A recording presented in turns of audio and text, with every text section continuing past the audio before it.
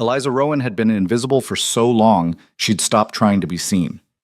In Bennett's Creek, a nowhere town squatting at the base of the Rockies, she occupied the same space as dust, present, ignored, easily swept away. She worked in the back room of Miller's General Store, hemming trousers and patching work shirts for miners and ranch hands who never looked her in the eye. They'd drop their clothes on the counter, grunt a price, and leave. Sometimes they didn't even pay. Just assumed she'd wait. She always did. Because what choice did she have? 26 years old, no family, no prospects, a face too plain to draw attention, and a body too thin from skipped meals to suggest anything other than poverty. The other seamstresses in town, the ones who worked the front rooms with big windows and hand-painted signs, they wouldn't hire her, said she didn't fit the aesthetic, which was a polite way of saying she looked like exactly what she was, poor, tired, and forgettable. Even the church ladies, who prided themselves on Christian charity, had a way of glancing past her during Sunday services. She'd sit in the back pew, hands folded, waiting for someone to say hello. No one ever did. Not that Eliza blamed them. She barely existed, even to herself. Most nights, she'd return to the boarding house where she rented a corner room, barely bigger than a closet, and sit by the window with a chipped cup of tea. The window overlooked the mountains. Massive, indifferent, beautiful in a way that made her chest hurt. She used to wonder what it would be like to disappear into them. Just walk until the town was gone. Until she was gone. But she never did, because disappearing required courage, and Eliza had learned a long time ago that she didn't have much of that, until the letter came. It arrived on a Tuesday. No postage, no return address, just her name, Eliza Rowan, written in sharp, angular handwriting on the front of a plain envelope. She found it slipped under her door when she got home from work, her fingers still pricked and aching from 14 hours of stitching. For a long moment, she just stared at it. No one sent her letters. No one knew her well enough to bother. She opened it slowly, half expecting it to be a mistake. A bill meant for someone else. A prank. Inside was a single sheet of paper. You are invited. Coordinates: 39.478 2 degrees north, 106.0391 degrees west. Come alone. Bring what you can carry. This is not a request. That was it. No signature. No explanation. Eliza turned the paper over. Nothing. She read it again. And again. Her heart started to pound. She didn't recognize the coordinates, but she knew enough to understand they pointed somewhere deep in the mountains, far beyond Bennett's Creek, far beyond anywhere civilized. A smart person would have thrown it away. A cautious person would have told someone. But Eliza wasn't smart or cautious. She was desperate. And desperation makes people do reckless things. She left 3 days later. Packed everything she owned into a single canvas rucksack. 2 dresses, a coat that had seen better decades, a needle kit, and $37 she'd been saving for something she couldn't quite name. She didn't tell anyone she was leaving. There was no one to tell. The journey took 2 days on foot, hitching rides when she could, walking when she couldn't. The terrain grew harsher with every mile. Paved roads gave way to dirt paths. Dirt paths gave way to trails that barely qualified as such. By the second day, the air had thinned enough that every breath felt like work. Her feet blistered inside boots that had never been meant for this kind of distance. But she kept going. Because going back meant returning to a life where she didn't exist. And at least out here, in the cold and the quiet, she could pretend she was moving towards something, even if she had no idea what. She reached the coordinates just before sunset. The settlement appeared like something out of a fever dream. It wasn't a town, not in any traditional sense. It was a fortress carved into the mountainside, part mining camp, part ranch, part something else entirely. Rough-hewn cabins clung to the cliffs like barnacles. Smoke rose from stone chimneys. Horses stood in corrals, their breath misting in the cold air. And everywhere there were men, big men, hard men. Men who looked like they'd been forged in the same unforgiving landscape that surrounded them. Eliza stood at the edge of the settlement, suddenly aware of how out of place she was. Her thin coat, her blistered hands, her entire existence. A mistake. This had to be a mistake. She turned to leave. You lost? The voice came from behind her, low, rough, and unamused. Eliza spun around. A man stood there. Tall. Maybe 6'2". broad-shouldered in a way that suggested labor, not vanity. He wore a heavy canvas coat, worn jeans, and boots caked in mud. His hat cast a shadow over his face, but she could see enough. Sharp jaw, dark eyes, a scar cutting through his left eyebrow. He looked at her the way you'd look at a stray dog, suspicious, inconvenienced, and already calculating whether to chase it off or ignore it. Eliza's voice cracked. She cleared her throat. I got a letter. A letter. An invitation, coordinates. I thought, you thought wrong. He started to walk past her. Wait. He stopped. Didn't turn around, just stood there, shoulders tense, like her very presence was an irritation he didn't have time for. Please, Eliza said. I came all this way. I need to know why. Why I was invited. Who sent it? A pause. Then, finally, he turned his head just enough to look at her. No one invited you. But the letter. Someone's playing a game. His tone was flat, final. And you walked right into it. Now turn around and go home before you freeze to death out here. He walked away. Left her standing there, alone, again. Caleb Ridge didn't have time for this. He had 40 head of cattle to move before the next storm hit. He had a fence line that needed mending. He had a council meeting in 2 hours where a bunch of old bastards were going to pressure him, again, into doing something he had no intention of doing. And now he had this. A woman, lost, probably conned. Standing at the edge of his settlement like a ghost who didn't know she was dead yet. He'd seen it before. People showed up in the mountains for all kinds of reasons. Most of them bad. Desperation, debt, delusion. They thought the wilderness would save them. It never did. The wilderness didn't save anyone. It just revealed who you really were. And most people didn't like what they found. Caleb walked back toward the main lodge, his boots crunching on frozen ground. He shouldn't have stopped. Shouldn't have said anything. But something about her... He shook his head. No, not his problem. But what? She's still out there? The voice belonged to Roy Tanner, one of the older hands. He stood on the porch of the lodge, arms crossed, chewing on a piece of jerky. Caleb didn't answer. Saw her walking up the ridge trail about an hour ago, Roy continued. Looked half dead already. Then she'll be all the way dead by morning. Roy raised an eyebrow. Cold. Realistic. You gonna let her freeze? Caleb shot him a look. I'm not her keeper. No, Roy said slowly. But you're the one who runs this place. And if some girl dies on our doorstep because we turned her away, she's not our responsibility. Maybe not, but the council's going to ask questions, especially if she's connected to anyone. You know how this works, Caleb. People die up here. It reflects on all of us. Caleb's jaw tightened. He hated when Roy was right. He found her an hour later, sitting on a fallen log near the edge of the tree line. She wasn't crying, wasn't moving, just sitting, staring at nothing, like she'd run out of options and was waiting for the mountain to decide what came next. Caleb stopped a few feet away. You're still here. She didn't look up. Didn't have anywhere else to go. Bennett's Creek's 30 miles that way. He jerked his head south. I know. Then start walking. I can't. Why not? She finally looked at him.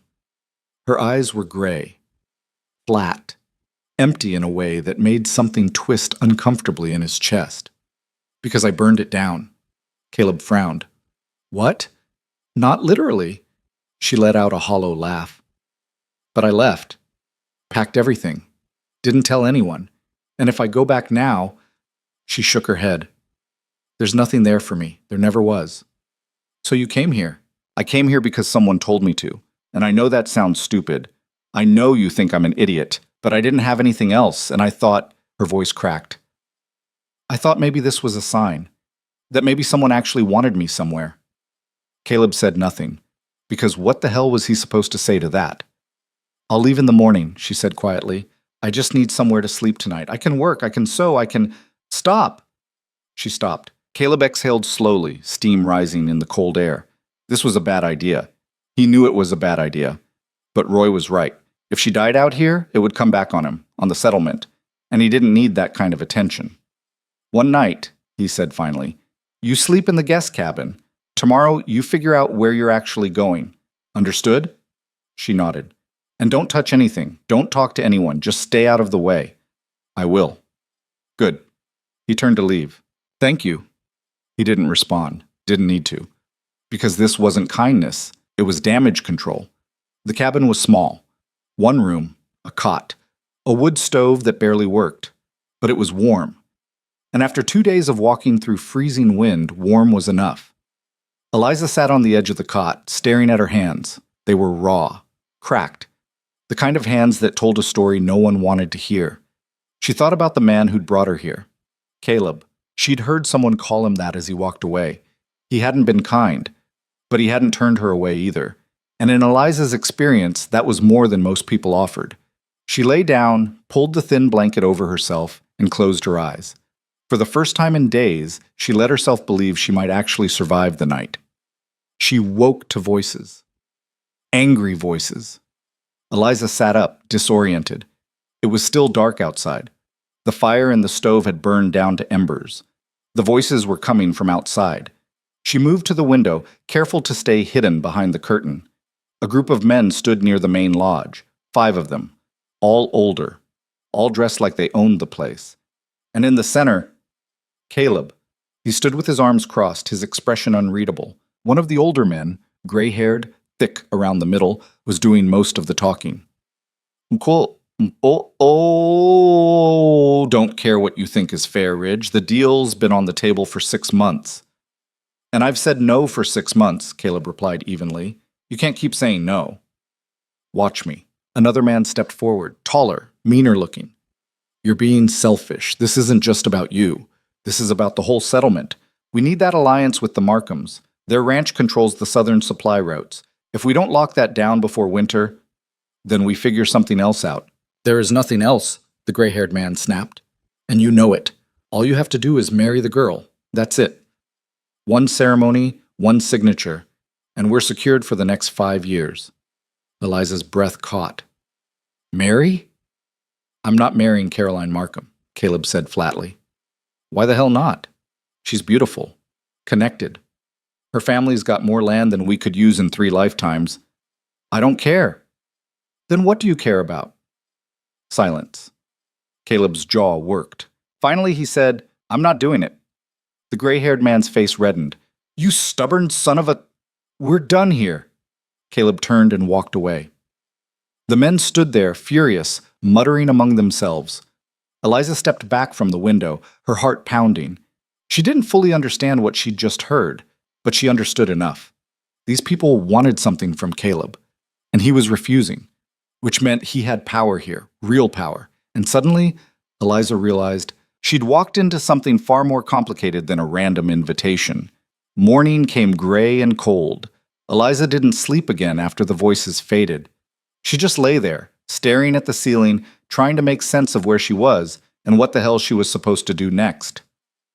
When the sun finally rose, weak and pale through the clouds, she got up, washed her face with water from a basin, and stepped outside. The settlement looked different in daylight. Still harsh, still unwelcoming, but alive. Men moved between buildings, hauling supplies, tending animals. Smoke rose from chimneys. Somewhere, a hammer rang against metal. It was a working place, a surviving place. Eliza wrapped her coat tighter and started walking toward the main lodge. She didn't know where else to go. As she approached, a woman stepped out onto the porch. She was maybe 40. Blonde hair pulled back severely, a face that might have been pretty once, but had hardened into something sharper. She looked at Eliza like she was an insect. You're the girl from last night. Yes. You still here? Yes. The woman's eyes narrowed. Why? I don't know, Eliza admitted. I'm trying to figure that out. Well, figure it out somewhere else. We don't need strays. She turned to go back inside. Wait. The woman stopped, didn't turn around. I can work, Eliza said quickly. I can sew, mend clothes, cook, clean. I don't need much, just... We're not a charity. I'm not asking for charity. I'm asking for a chance. The woman glanced over her shoulder, studied her. Then, after a long moment, she said, The communal hall needs someone to handle laundry. 6 days a week. You get a meal and a place to sleep. That's it. Eliza's heart leapt. I'll take it. Good. Start now. The work was brutal.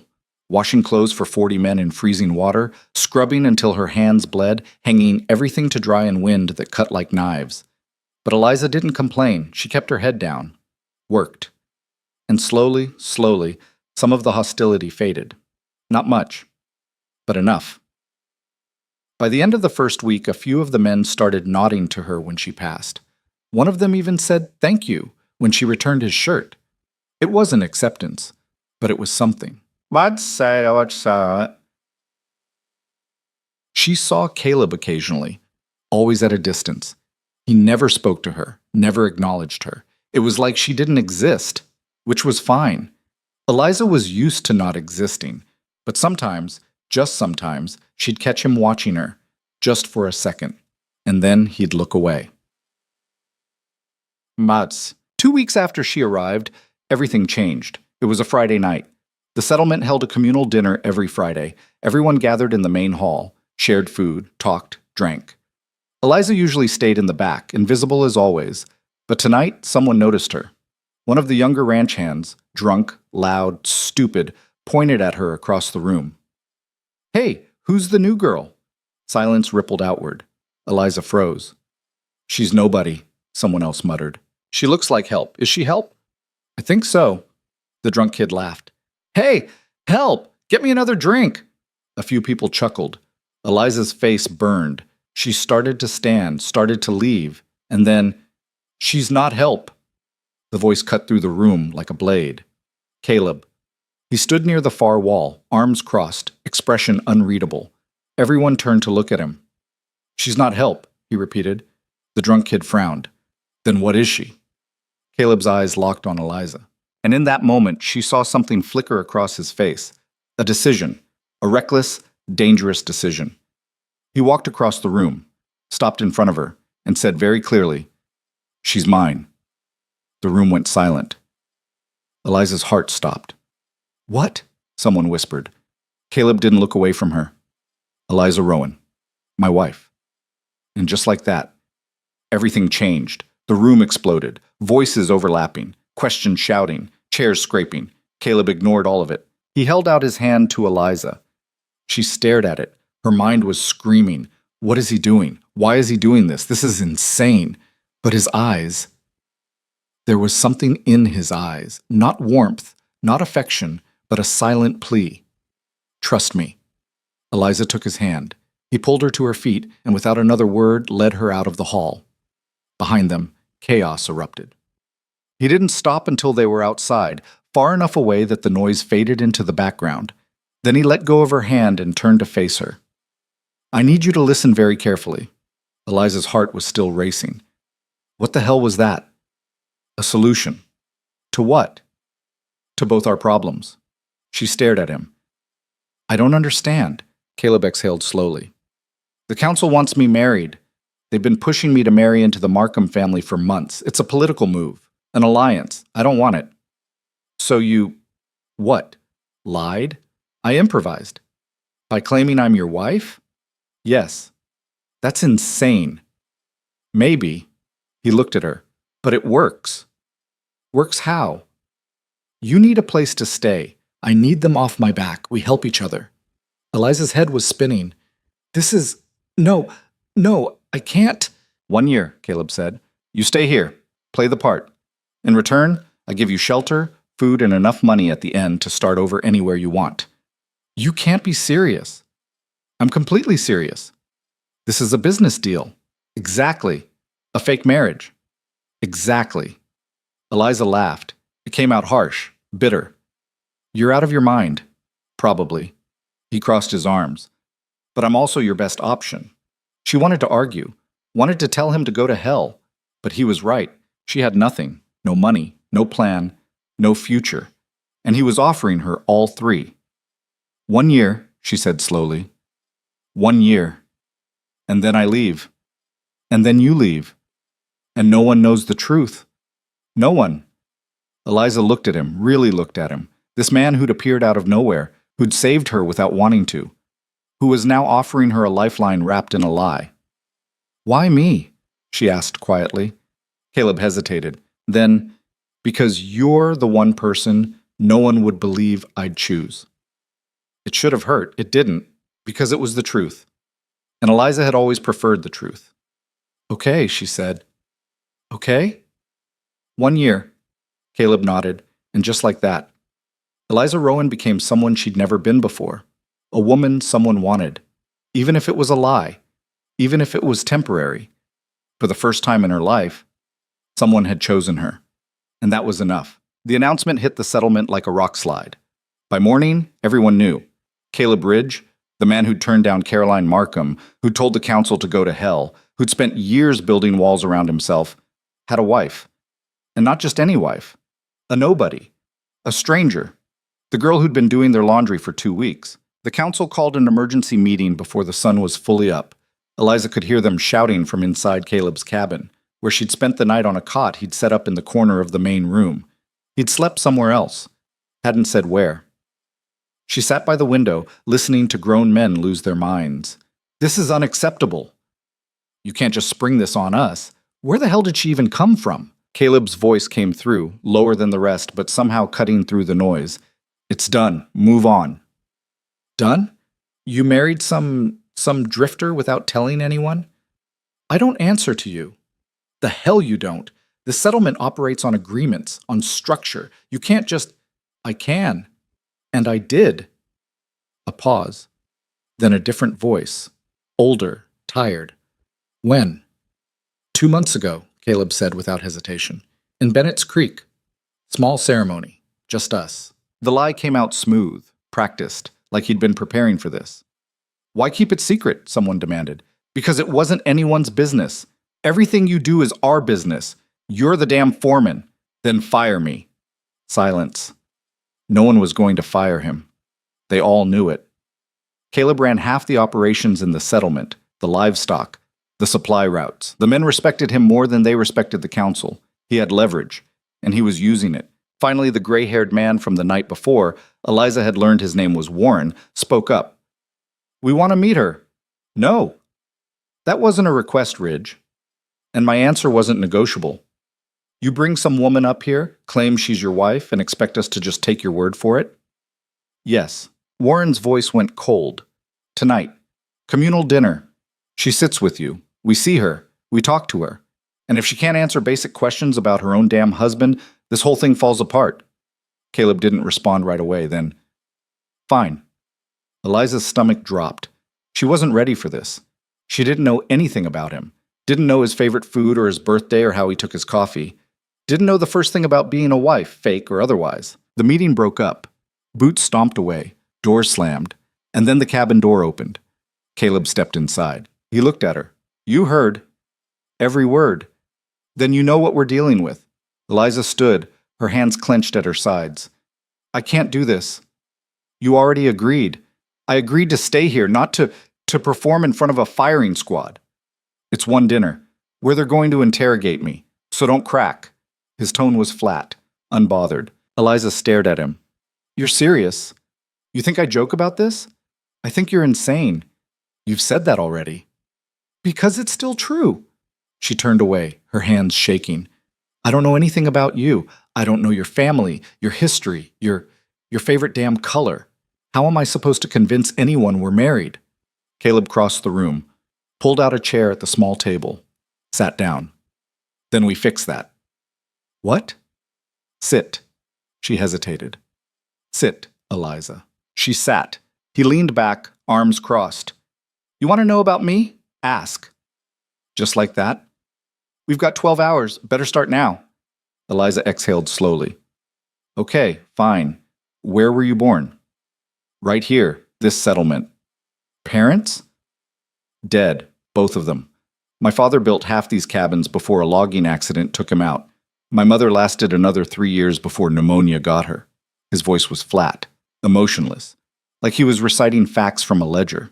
I'm sorry, Eliza said quietly. Don't be. It was a long time ago. How old were you? 16 when she died. And you've been here ever since? Where else would I go? Eliza didn't have an answer for that. My turn, Caleb said. She blinked. What? You ask me questions, I ask you. That's how this works. I thought this was about you. It's about both of us. If they ask me about you and I don't know the answer, the whole thing collapses. He leaned forward. So, where were you born? St. Louis. Why'd you leave? Eliza's throat tightened. My parents died when I was 12, fever. I went to live with an aunt who didn't want me. She put me to work in her boarding house until I was old enough to leave. So I did. And ended up in Bennett's Creek. Caleb studied her. No siblings? No. Friends? No. Anyone who'd come looking for you if you disappeared? The question hit harder than it should have. No, she said quietly. Something shifted in his expression, just for a second. Then it was gone. Good, he said. Makes this easier. It shouldn't have stung, but it did. Because he was right. No one would come looking for her. No one ever had. They spent the rest of the day like that, trading facts, building a framework, a marriage made of lies stitched together with just enough truth to hold. Eliza learned that Caleb hated coffee but drank it anyway because it was practical, that he'd learned to ride before he could read, that he'd once broken his arm falling off a horse and reset it himself because the nearest doctor was 2 days away. He learned that Eliza was left-handed, that she could sew anything but hated cooking, that she'd never learned to ride a horse because she'd never had reason to. By the time the sun started to set, they had a story. Not a good one, not a believable one, but a story. One more thing, Caleb said as Eliza stood to leave. She turned. He reached into his pocket and pulled out a ring. Simple. Silver. Worn. He held it out. Eliza stared at it. Where did you... It was my mother's. Her breath caught. I can't. It's not real, he said. None of this is. But if you don't wear a ring, they'll notice. She took it slowly, slipped it onto her finger. It fit. Thank you, she said. He didn't respond, just nodded once and walked out, leaving her standing there, staring at a dead woman's ring on her hand, wondering what the hell she'd gotten herself into. The communal hall was packed. Every man, woman, and child in the settlement had shown up, not because they were required to, but because they wanted to see, wanted to watch the new wife stumble, wanted to watch Caleb's lie fall apart. Eliza could feel their eyes on her the moment she stepped through the door. She wore the only decent dress she owned, dark blue, plain, patched in 3 places. Her hair was pulled back. The ring felt heavy on her finger. Caleb was already there, standing near the head table. He looked at her, nodded once. She walked over. He pulled out a chair for her. She sat. The room went quiet. Warren stood at the far end of the table, arms crossed. Well, here she is. Eliza forced herself to meet his eyes. Here I am. Eliza Rowan. Eliza Ridge now, Caleb said evenly. Warren's jaw tightened. Right, of course, he looked at Eliza. So, tell us about yourself. There's not much to tell. Humor us, she swallowed. I grew up in St. Louis. My parents died when I was young. I moved around after that. Ended up in Bennett's Creek. Did seamstress work. That's where I met Caleb. Bennett's Creek, Warren repeated. That's a long way from here. It is. What brought Caleb down there? Eliza's mind went blank. They hadn't covered this. She glanced at Caleb. He didn't react. Supply run, she said quickly. He was picking up equipment. I was working at the general store. Warren raised an eyebrow. And you just fell in love? It wasn't like that. Then what was it like? Caleb's hand moved under the table, found hers, squeezed once, a warning or reassurance. She wasn't sure which. I didn't believe in love, Eliza said quietly. Not the way people talk about it. But Caleb didn't talk. He just showed up every time he came through town. And one day he asked me to come with him, so I did. It wasn't entirely a lie. He had shown up. He had asked her to come with him. The context was just different. Warren didn't look convinced. And you got married? Yes. When? 2 months ago. Where? A church in Bennett's Creek. Name? Eliza's heart pounded. St. Michael's. She had no idea if there was a St. Michael's in Bennett's Creek, but Warren didn't challenge it. He just stared at her. Then finally, he turned to Caleb. You didn't think to tell anyone? No? Why not? Because it wasn't your business. Everything you do is my choice, Caleb finished. I don't owe you explanations. Warren's face reddened. You owe this settlement. I owe this settlement my work, and I give it every day. What I do outside of that is mine. The tension in the room was suffocating. No one moved. No one spoke. Then a woman's voice cut through the silence. I have a question. Eliza turned. The blonde woman from before, the one who'd given her the laundry job, stood near the back. Her expression was cold. Go ahead, Margaret, Warren said. Margaret stepped forward, looked directly at Eliza. If you're really his wife, then you know him, right? Yes. Then tell me, what's his favorite meal? Eliza's mind raced. They hadn't covered this. She glanced at Caleb. His face was unreadable. He doesn't have one, she said slowly. Margaret's eyes narrowed. Everyone has a favorite meal. Not him. He eats whatever's available. He doesn't care about food. A pause. Then Caleb spoke. She's right. Margaret looked at him. That's convenient. It's the truth. Fine. What about her? Margaret turned back to Eliza. What does she do when she's upset? Eliza froze. Caleb didn't. She gets quiet, he said. Doesn't yell, doesn't cry, just shuts down, pulls into herself. Eliza stared at him. He'd described her perfectly. But how? They'd only known each other 2 weeks. Margaret's expression flickered. And you? What about me? What do you do when you're upset? Caleb's jaw tightened. I leave. That's it? That's it? Margaret stared at him, then at Eliza. Finally, she shook her head. I don't believe this. You don't have to, Caleb said. This is ridiculous. Enough. Warren held up a hand. We're not here to interrogate them to death. The fact is, they're married. Legal or not, it's done. And unless someone has proof otherwise, we move forward. No one spoke. Warren looked at Caleb. But this doesn't change anything. You still have responsibilities. This settlement still needs... I know what it needs. Then act like it. Caleb stood, held out his hand to Eliza. We're done here. She took it. They walked out together. Behind them, the hall erupted in whispers. Outside, the cold air hit like a slap. Eliza pulled her hand free, her chest tight. I almost blew it. But you didn't. I didn't know what your favorite meal was. Because I don't have one. You guessed right. I didn't guess. I panicked. Caleb stopped walking, turned to face her. You did fine. Fine isn't good enough. If Margaret hadn't backed off, she did. Because you held your ground. He studied her. You're tougher than you think. Eliza laughed bitterly. I'm not tough. I'm terrified. Good. Fear keeps you sharp. That's a terrible philosophy. It's kept me alive. She looked at him, really looked at him. This man who dragged her into a lie, who defended her in front of a room full of hostility, who knew things about her he shouldn't know. How did you know? She asked quietly. Know what? That I shut down when I'm upset. Caleb hesitated. Then, I've been watching you. Why? Because you're my responsibility now, and I don't take risks with things I'm responsible for.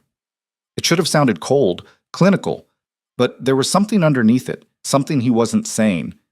Before she could push, he turned away. Come on. We've got work to do. What work? Making this look real. Over the next 2 weeks, Eliza learned what it meant to be Caleb Ridge's wife. It meant moving into his cabin, sleeping in the same space, even if they stayed on opposite sides of the room. It meant eating breakfast together, walking to the main lodge together, sitting beside each other during communal meals. It meant letting him put his hand on the small of her back when they passed through doorways. It meant pretending, all the time. And the strangest part? It started to feel less like pretending. Caleb taught her things without meaning to. How to read the weather by the color of the sky. How to tell if a horse was favoring a leg. How to split firewood so it didn't kick back and hit you in the face. He didn't do it kindly. He did it efficiently. But somewhere in the efficiency, Eliza found herself learning. And somewhere in the learning, she found herself staying. Not because of the deal, but because, for the first time in her life, she had a place. Even if that place was built on a lie. One night, 3 weeks in, they sat by the fire in the cabin. Caleb was sharpening a knife. Eliza was mending a tear in one of his shirts. The silence between them had stopped being uncomfortable. "Can I ask you something?" she said. He didn't look up. "Go ahead." "Why didn't you marry Caroline Markham?" His hand stilled. "You don't have to answer," she added quickly. "No, it's fine." He set the knife down, stared at the fire. "She's not a bad person, smart, capable, exactly what the council wanted." "Then why?" "Because marrying her would have made me something I'm not." He looked at her. "I've spent my whole life keeping this place running, keeping people alive, and they respect that.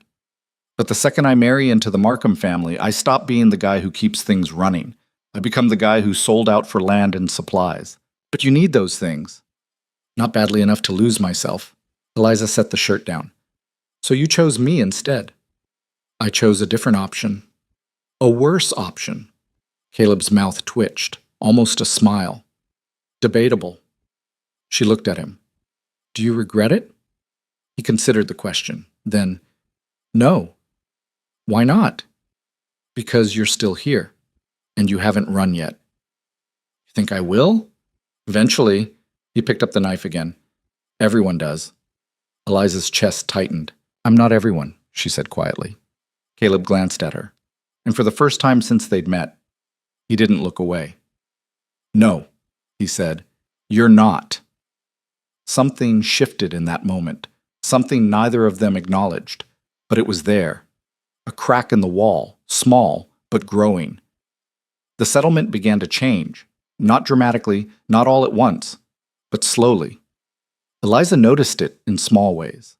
The women stopped glaring at her during communal meals. A few of them even nodded when she passed. One, a younger woman named Sarah, asked her for help mending a blanket. Eliza said yes. And suddenly, she wasn't just Caleb's wife. She was part of the rhythm, part of the system. The men respected her because Caleb did. And Caleb, he was different too. He smiled more, laughed occasionally, stayed at the dinner table longer instead of disappearing the second the meal ended. People noticed. "Never seen him like this," Roy said one afternoon, watching Caleb help Eliza carry supplies from the storage shed. "Like what?" Eliza asked. Roy grinned. "Human." She didn't know how to respond to that, but later when she mentioned it to Caleb, he just shrugged. People see what they want to see. And what do they see? A man who got married. And what's the truth? He looked at her. "I don't know yet." That should have scared her. It didn't, because she didn't know either. And maybe, just maybe, that was okay. The first real test came 5 weeks in. A supply caravan arrived from the valley. Markham territory. And with it, Caroline Markham herself.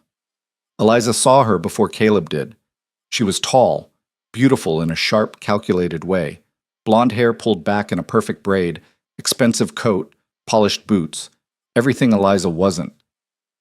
Caroline dismounted her horse and scanned the settlement. Her eyes landed on Caleb, and she smiled. Not warm, predatory. Eliza's stomach twisted. She watched as Caroline walked over, watched as Caleb's expression went carefully blank. "Caleb? Caroline? It's been a while." "Has it?" Her smile sharpened.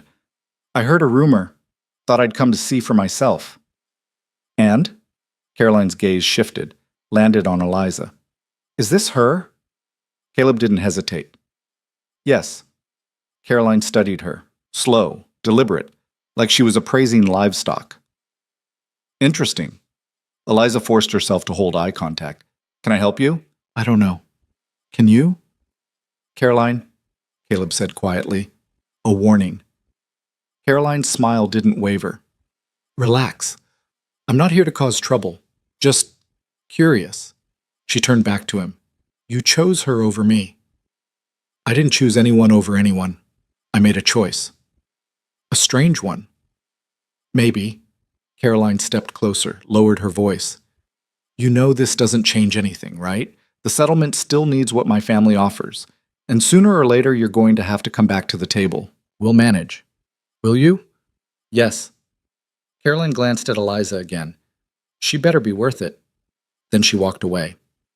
Eliza's hands were shaking. Caleb saw. "Ignore her." "She hates me." "She hates that I said no. There's a difference." "Doesn't feel like it." Caleb turned to face her fully. Listen to me. Caroline Markham is used to getting what she wants, and when she doesn't, she makes it everyone else's problem. Don't let her get in your head. Easy for you to say. No, it's not. His voice was firm. But you're here. She's not. And that matters.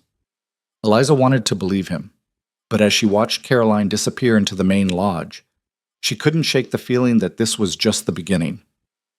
That night, Eliza couldn't sleep. She lay on her cot, staring at the ceiling, replaying the encounter over and over. Caroline's smile, her confidence, the way she'd looked at Eliza like she was nothing. You awake? Caleb's voice came from across the room. Yeah. A pause, then, she got to you. No. Liar. Eliza exhaled. Fine. Yes, she got to me. Why?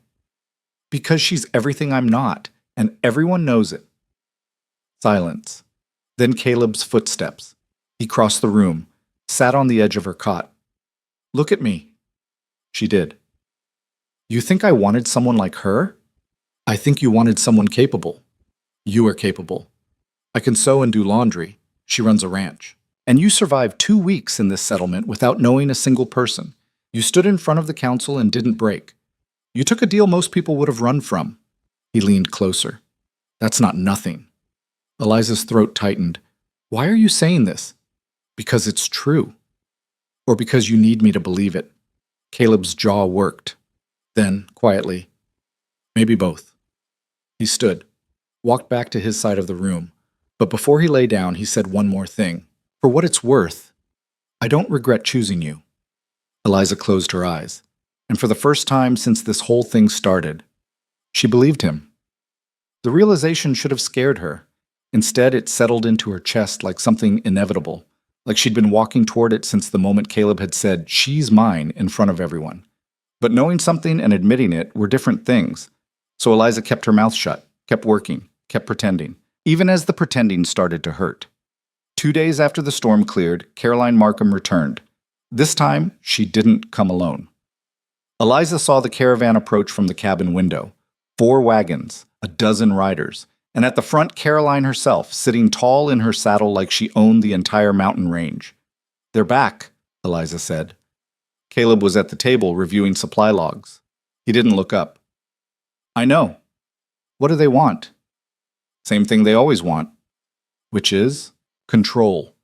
He set down his pen and stood. Stay inside. Like hell. Caleb shot her a look. Eliza, if this is about us, I'm not hiding. This isn't about us. This is about territory and supply lines and politics you don't understand. Then explain it to me. I don't have time. Make time. They stared at each other. Finally, Caleb exhaled. Fine. Caroline's family controls 3 of the 4 major routes into this settlement. If they cut us off, we don't eat, we don't get medicine. We don't survive the winter. They know that. And they've been using it as leverage to get what they want. Which is you married to Caroline. Which was me married to Caroline. Now they're just trying to prove a point. What point? That I made the wrong choice. Eliza's stomach twisted. And did you? Caleb looked at her for a long moment. Then he grabbed his coat. Come on. Where? With me. If you're not going to stay inside, you might as well see how this works. They walked to the main lodge together, Caleb's hand resting on the small of her back in that familiar way that didn't feel like pretending anymore. The council was already assembled when they arrived. Warren stood at the head of the table, his expression grim. The other members sat in their usual places, arms crossed, faces hard. And at the far end of the room, leaning against the wall like she had all the time in the world, was Caroline. She smiled when she saw Eliza, not friendly, amused. Mrs. Ridge, how lovely to see you again. Eliza forced herself to meet her eyes. Miss Markham, please, call me Caroline. We're practically family after all. Her gaze slid to Caleb. Aren't we? State your business, Caroline, Warren said flatly. Carolyn pushed off the wall, walking slowly around the table. Her boots clicked against the wooden floor. Every step deliberate, calculated. My father sent me to discuss the supply agreement. As you know, winter's coming, and you're going to need food, medicine, ammunition, all the things we provide. For a price, Roy muttered. Everything has a price. Caroline stopped in front of Caleb. Close enough that Eliza could see her perfume was expensive, her coat tailored, everything about her screamed money and power. The question is whether you're willing to pay it. We've paid, Caleb said, every month, on time. You have. But circumstances have changed. She glanced at Eliza, her eyes traveling from her worn boots to her simple dress to her hands, still rough from work. The assessment was quick, dismissive. You're a married man now. That comes with responsibilities. And my father feels that our previous arrangement no longer reflects the current situation. Warren leaned forward. What are you saying? I'm saying the rates are going up, effective immediately. The room erupted. You can't do that. That's extortion. We had a contract. Caroline's voice cut through the noise like a knife. The contract was contingent on goodwill between our families, goodwill that has been severely damaged by recent decisions. Her eyes never left Caleb. You chose to marry outside the valley. That's your right, but it has consequences. Caleb's jaw tightened. How much? Double. The word landed like a stone. Silence. Complete silence. Warren stood slowly, his chair scraping against the floor. That's insane. We can't afford that. Then I suggest you find another supplier. There is no other supplier. Exactly. Caroline smiled, the kind of smile that didn't reach her eyes. So I suppose you'll have to decide, pay the new rates, or starve. Eliza's hands clenched into fists at her sides. She'd spent her whole life being overlooked, being dismissed, being told in 1,000 small ways that she didn't matter. But this was different. This was someone using her existence as a weapon against people who'd finally started to accept her. What if we don't pay? Eliza said. Everyone turned to look at her. Caroline's smile widened. I'm sorry? I said, what if we don't pay? What if we find a way to survive without you? Eliza, Caleb said quietly. A warning. She ignored him. You said everything has a price, but you're betting we can't afford to call your bluff. What if you're wrong? Caroline stepped closer. So close, Eliza could see the flecks of green in her blue eyes, could smell her perfume, could feel the weight of her presence. I'm not wrong. How do you know? Because I've seen the numbers. I know exactly how much food you have stored, how much medicine, how many weeks you can last before people start dying. She tilted her head. Can you say the same? Eliza's heart pounded. Her palms were sweating, but she held her ground. We'll figure it out. Caroline laughed. It wasn't a nice sound. You're brave, I'll give you that. Stupid, but brave. She turned to Caleb. Is this really what you want? A wife who doesn't know when to stay quiet? She's right here, Caleb said, his voice dangerously calm. If you have something to say to her, say it. Fine. Caroline looked at Eliza, really looked at her, not dismissive this time, measuring. You don't belong here. You know it. I know it. And sooner or later, he's going to figure it out too. So enjoy this while it lasts, because the second winter gets bad enough, the second people start going hungry, they're going to blame you. And when that happens, she smiled, you'll leave, just like every other person who thought they could survive this place. The words hit harder than Eliza expected, because part of her, a small, quiet part she tried to ignore, wondered if Caroline was right. Before Eliza could respond, Caleb stepped between them, his back to Caroline, his eyes on Eliza. And in that moment, she saw something that steadied her. Trust. Complete trust. He turned to face Caroline. We're done here. We're done when I say we're done, Caroline shot back. No. We're done now. Caleb's voice was steel. You delivered your message. Rates are doubled. We'll discuss it and get back to you. You have 3 days. We'll take a week. Caroline's eyes narrowed. You're in no position to negotiate. And yet here I am, negotiating. He moved toward the door, his hand finding Eliza's. Come on. They walked out together. Behind them, the council exploded into arguments. Voices rising, accusations flying, but Caleb didn't stop, didn't look back, just kept walking until they were outside, far enough away that the noise faded into the wind. Then he let go of her hand and turned to face her. What the hell was that? Eliza blinked. What? Challenging her like that? Do you have any idea what you just did? I stood up for us. You made it personal. Caleb ran a hand through his hair. His voice was tight, controlled, but underneath, she could hear the fear. This was already bad, Eliza. Now it's worse. How is it worse? She was going to screw us over either way. But now she has a target, he pointed at her. You. She's going to come after you specifically, and she won't stop until she breaks you. Let her try. This isn't a game. I know it's not a game. Eliza's voice cracked. The words came pouring out before she could stop them. I know exactly what this is. It's the same thing that's followed me my entire life. People deciding I don't matter, that I'm not worth the space I take up, that I should just disappear and make things easier for everyone else, and I'm done with it. Caleb stared at her. I'm done being invisible, she continued. Her hands were shaking. I'm done apologizing for existing, and I'm especially done letting people like Caroline Markham treat me like I'm disposable, like I'm some temporary inconvenience that'll go away if they just wait long enough. She took a breath. So if that makes things harder for you, I'm sorry, but I'm not going to hide anymore. For a long moment, Caleb said nothing.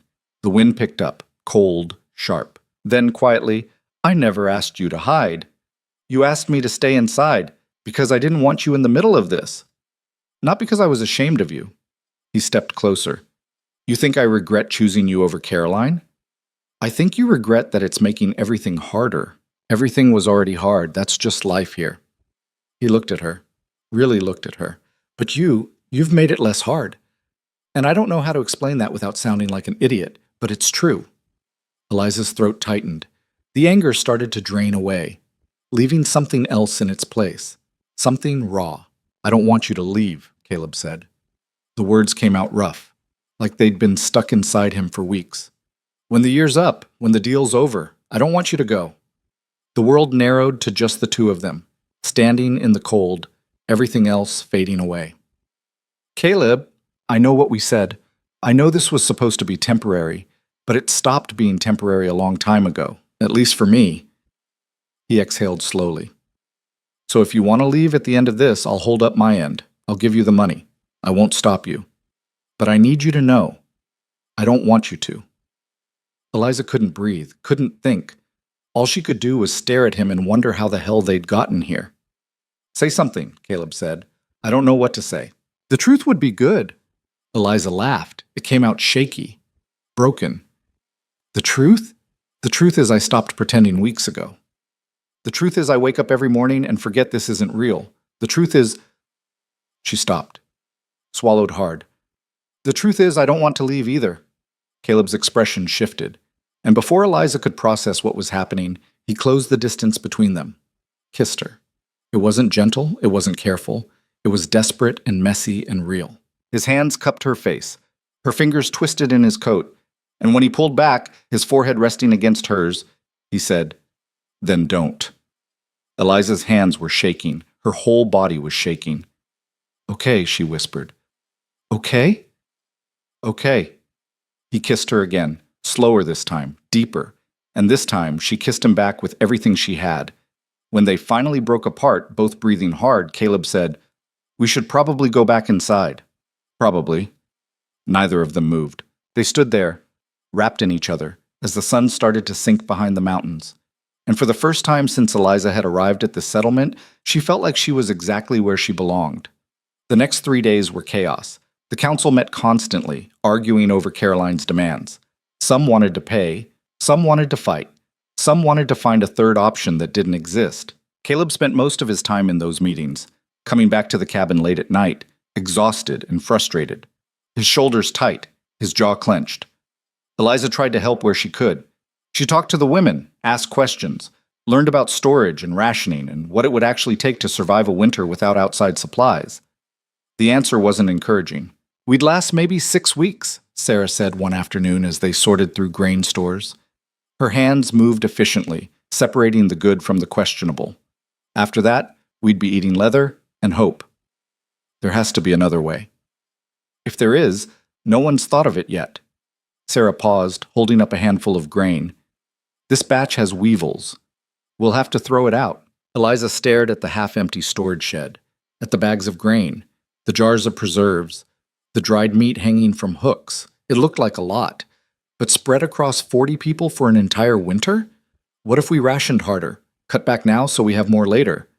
People are already hungry. You cut back more, and they'll riot. Then we need more food. From where? Everything's frozen. Hunting's impossible in deep winter. and the valley controls every other supply route. Sarah dumped the contaminated grain into a waste bucket.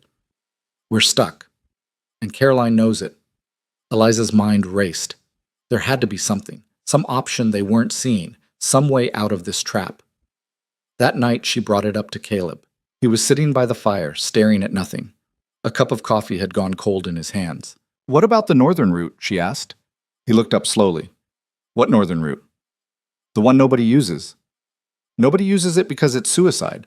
The terrain's too rough, too dangerous. Even in good weather, it's barely passable." "But it exists." "Technically." "Then why not try?" Caleb shook his head, set down the cup. "Because the last group that tried to use it lost 3 men and half their supplies. That was 20 years ago. No one's been dumb enough to try since." "What if we're careful?" "Eliza, it's not happening." "Why not?" "Because I'm not risking lives on a maybe." "But you'll risk them on slow starvation?" Caleb's jaw tightened. "That's not fair." "None of this is fair." She moved closer, sat down beside him. "I know I don't understand everything about this place. I know I'm still figuring things out. But I also know that doing nothing isn't an option. And if there's even a chance the northern route works, there isn't." "How do you know?" "Because I've seen what that route does to people." The way he said it made Eliza stop. There was something underneath the words. Something old. Caleb stood, his back to her, walked to the window, stared out at the darkness. "My father tried it when I was 10. We were having a bad winter and the valley was gouging us even then. So he took 4 men and went north to find another way." Eliza waited. "What happened?" she asked quietly. "They made it through. Barely. Came back with enough supplies to last us 3 months. But one of the men lost his hand to frostbite. Another never walked right again. Had to use a cane for the rest of his life." Caleb's voice cracked. "And my father, he was different after that. Haunted. He'd wake up screaming about the cold, about the things he'd seen, about the choices he'd had to make." "What choices?" Caleb was silent for a long time. Then, "They got caught in a storm. One of the men fell, broke his leg, couldn't walk. And my father had a decision to make. Stay with him, and risk everyone dying, or leave him behind and save the rest." Eliza's breath caught. "He left him," Caleb said. "Left him in the snow with a pistol and enough supplies for 1 night. Told himself the man would catch up when the storm cleared. But they both knew the truth." "I'm sorry. My father never forgave himself. Drank himself to death 5 years later. And you want me to send men up that route again?" He turned to face her. "I can't, Eliza. I can't ask someone to make that choice." Eliza stood, crossed the room, put her hand on his arm. "Then don't. We'll find another way. There is no other way. There's always another way. We just haven't found it yet." Caleb looked at her, and something in his expression softened. "How do you do that?" he asked. "Do what?" "Stay hopeful when everything's falling apart." Eliza thought about it. "Because the alternative is giving up, and I've given up before. I know what that looks like. I know where it leads." She held his gaze. "This is better." Caleb pulled her close, held her, and they stood there in the darkness, holding each other as the wind howled outside. The deadline came faster than anyone wanted.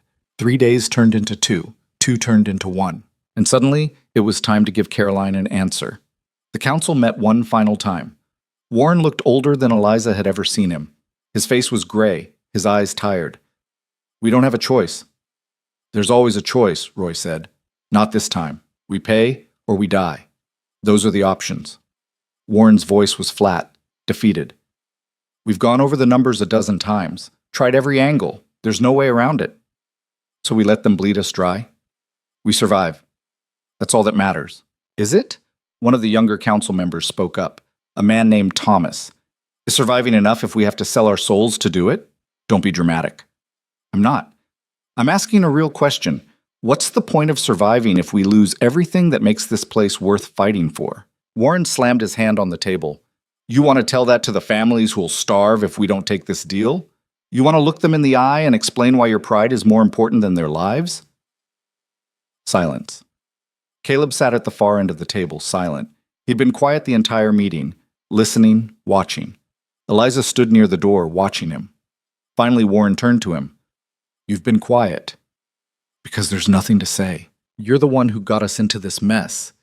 I could at least what? Caleb's voice was dangerously calm. Apologize? Admit I was wrong? Offer to fix it by marrying Caroline anyway?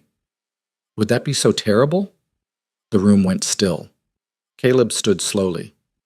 Yes, it would. Why? Because of her? Warren jerked his head toward Eliza. Because of me. Caleb's hands were clenched.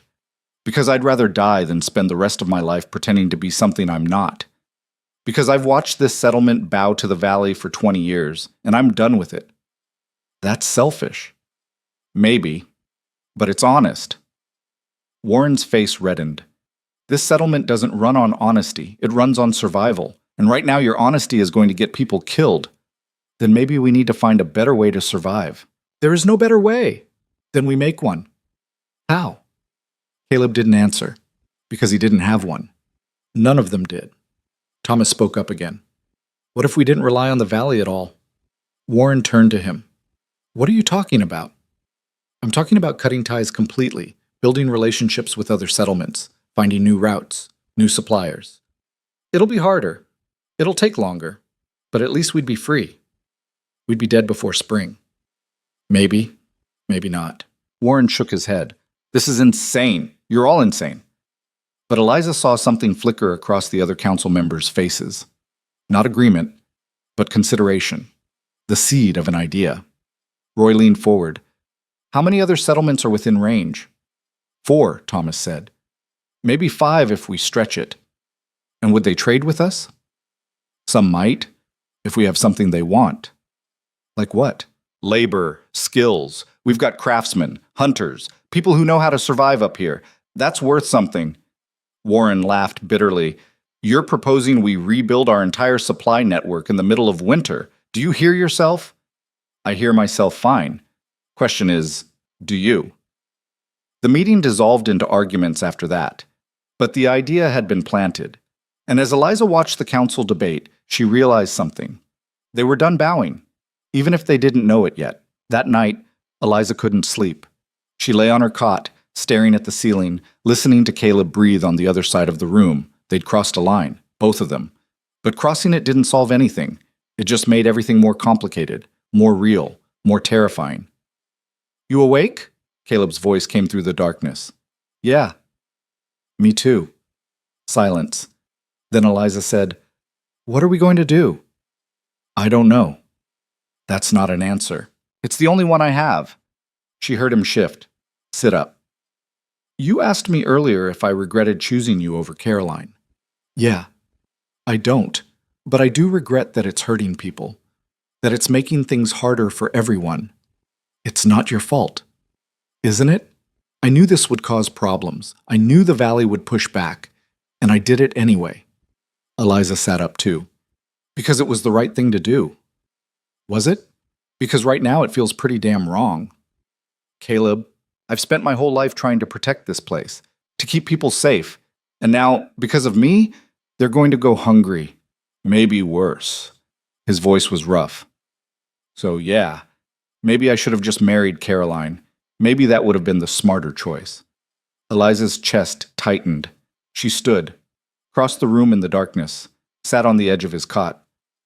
Look at me. He did. She could barely see his face in the dim firelight, but she could see his eyes. You didn't make the wrong choice, she said firmly. And I'm not saying that because I'm selfish.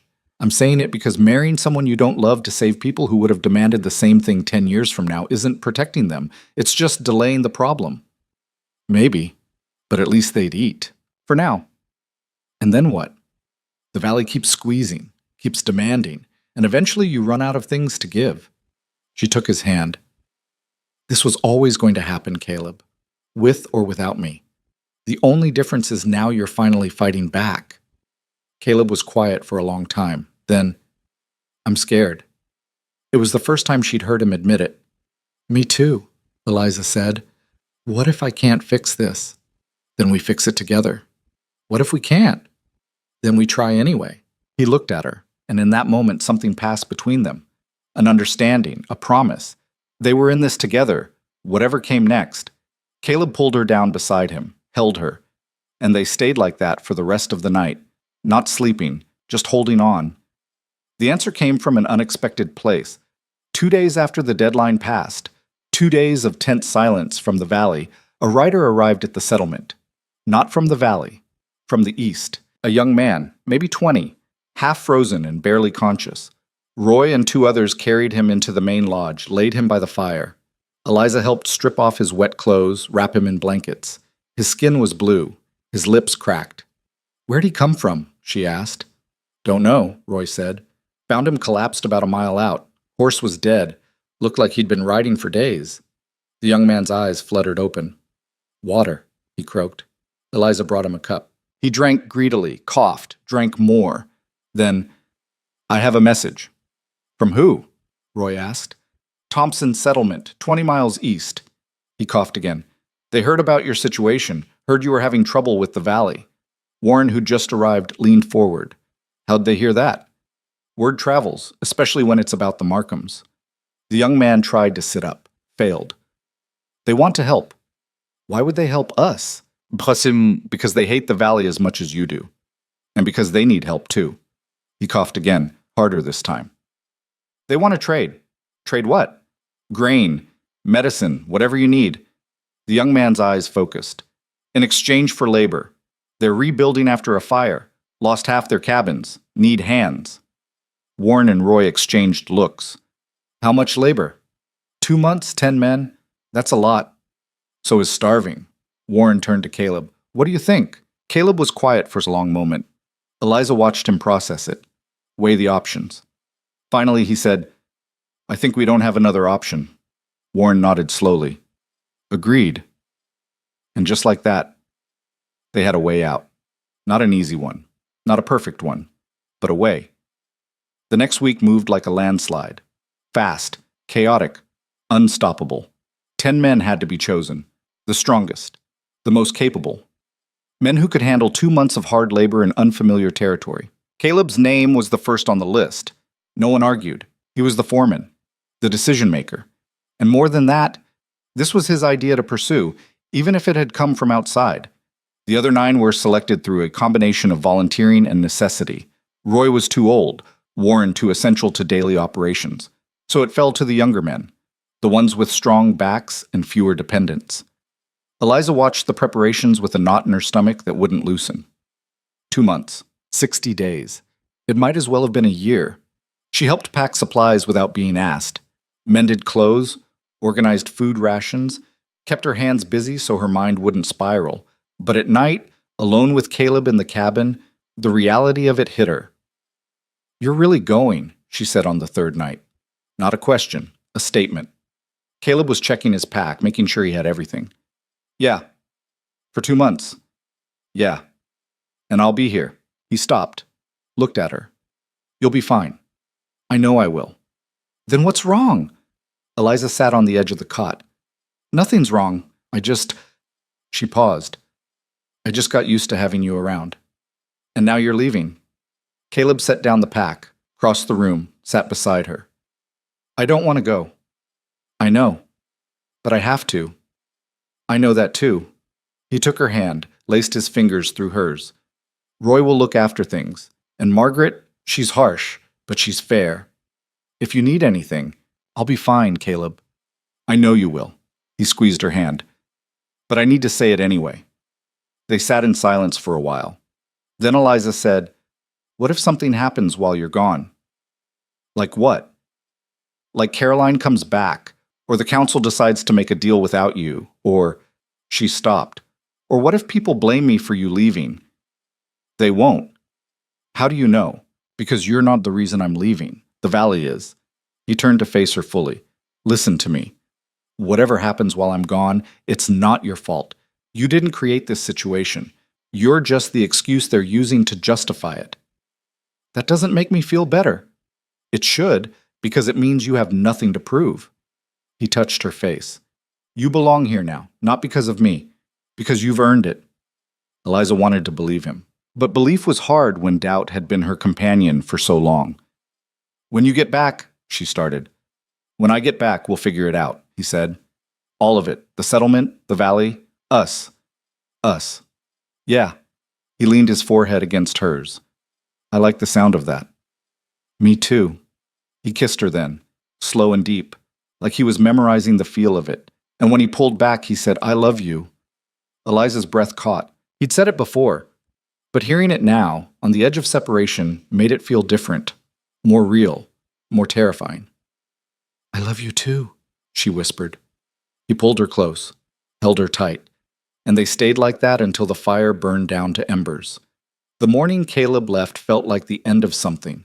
The sun rose cold and pale, the air sharp enough to hurt. The 10 men gathered near the main lodge, packs loaded, horses saddled. The entire settlement turned out to see them off. Not because it was required, but because this mattered. These men were leaving to save them all. Warren gave a speech, something about duty and sacrifice and the strength of the community. Eliza didn't hear most of it. She was too focused on Caleb, on the way he stood, the set of his shoulders, the tension in his jaw. He was scared. He'd never admit it, but she could see it. When Warren finished, the men started mounting their horses. Caleb walked over to Eliza. They stood facing each other. Everything they needed to say had already been said, but that didn't stop the words from trying to force their way out anyway. Be careful, Eliza said. Always am. I mean it. I know. He touched her face. You be careful, too. Nothing's going to happen here. You don't know that. Then I'll handle it. Caleb smiled, small, sad. Yeah, you will. He kissed her. Not long, not dramatic. Just enough to remind them both what they were coming back to. Then he pulled away, mounted his horse, looked down at her one last time. 2 months, he said. 2 months, she repeated. And then he rode away. Eliza stood at the edge of the settlement, watching him disappear into the distance, watching until the riders were just dark spots against the gray landscape, watching until even those disappeared. Sarah appeared beside her. He'll be okay. You don't know that. No. But I know him, and he's too stubborn to let anything happen. Eliza laughed despite herself. That's what I keep telling myself. Then keep telling yourself. Sarah put a hand on her shoulder. Come on, standing here won't bring him back faster. She was right. So Eliza turned away from the horizon, turned back toward the settlement, and got to work. Because that's what you did when someone you loved left. You kept going. The first week without Caleb, Eliza threw herself into work. She helped with laundry, mended clothes, organized storage, sat through council meetings where Warren droned on about rationing schedules and winter preparations. She kept herself so busy she barely had time to think. But at night, alone in the cabin, the silence was deafening. She'd gotten used to the sound of him, the way he moved, the quiet rhythm of his breathing. Now there was nothing, just emptiness. She tried not to think about what could go wrong, tried not to imagine accidents, injuries, storms. But the thoughts came anyway, especially in the dark. The second week was harder. The work started to feel repetitive. The days blurred together, and the knot in her stomach that had loosened slightly began to tighten again. She missed him, not in some vague, abstract way. She missed specific things, the way he checked the fire every night before bed, the way he drank his coffee, black, bitter, grimacing with every sip, the way he looked at her when he thought she wasn't paying attention. Sarah tried to keep her distracted, invited her to help with various projects, introduced her to more of the women, and slowly, very slowly, Eliza started to feel less like an outsider. Margaret even spoke to her civilly one afternoon. You're handling this better than I expected, Margaret said. They were sorting through preserved vegetables, checking for spoilage. Handling what? Him being gone. Most women would be falling apart. Eliza set down a jar. I did my falling apart years ago, learned it doesn't help. Margaret studied her. You're tougher than you look. Everyone keeps saying that. Because it's true. Margaret paused. I was wrong about you. Eliza looked at her. What? When you first showed up, I thought you were weak, thought you'd run, and the second things got hard. She went back to sorting. But you didn't. I didn't have anywhere to run to. Most people would have found somewhere. Margaret glanced at her. You stayed. That takes guts. It wasn't much. But coming from Margaret, it felt like everything. Thank you, Eliza said quietly. Margaret just nodded, and they went back to work. By the third week, Eliza had settled into a routine. Wake up, work, eat, sleep, repeat. It wasn't exciting, but it was stable, and stability was something. Then Caroline returned. Eliza was hauling water from the well when she saw the riders approach. Fewer this time, just Caroline and two men. Her stomach dropped. She set down the buckets and waited. Caroline dismounted slowly, deliberately, her eyes scanning the settlement like she was taking inventory. "Where's your husband?" she asked without preamble. "Working." "Where?" "East, Thompson's settlement." Caroline's expression shifted, something that might have been surprise or calculation. Interesting, and here I thought he'd be too proud to beg for help from neighbors. He's not begging, he's trading labor for supplies. How noble. Caroline stepped closer, too close. And how convenient that he left you here. Alone. Eliza's jaw tightened. "What do you want?" "To make you an offer." "I'm not interested." "You haven't heard it yet." "I don't need to." Caroline smiled, the kind that didn't reach her eyes. "You're scared. I can see it. You're terrified that while he's gone, this place is going to fall apart. That people are going to realize you're not strong enough to hold it together. That maybe, just maybe, I was right about you all along." Eliza's hands clenched. "I'm not trying to hold anything together. That's not my job. Isn't it? You're his wife. That makes you responsible." Caroline circled her slowly, like a predator sizing up prey. "But we both know the truth. You're not really his wife. You're a temporary solution to a permanent problem. And the second he gets back, the second this little arrangement of yours runs its course, you'll be gone. Just another woman who couldn't hack it in the mountains. You don't know anything about us. I know men like Caleb. I grew up around them. They don't change. They don't soften. And they sure as hell don't fall in love with women like you. Women like me. Women who bring nothing to the table." Caroline's voice was cold, clinical. "No land, no connections, no value beyond whatever lie you're helping him maintain.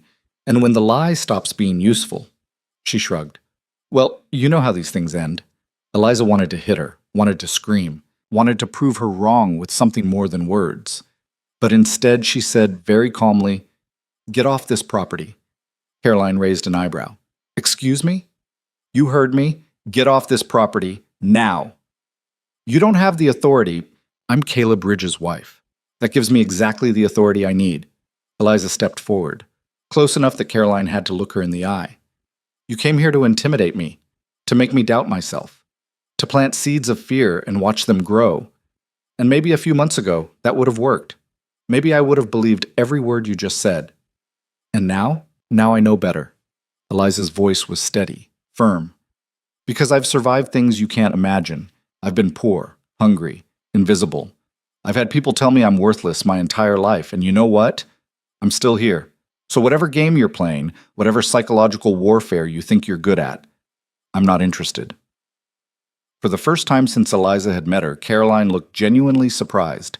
Her smile faltered, just for a second, then her expression hardened.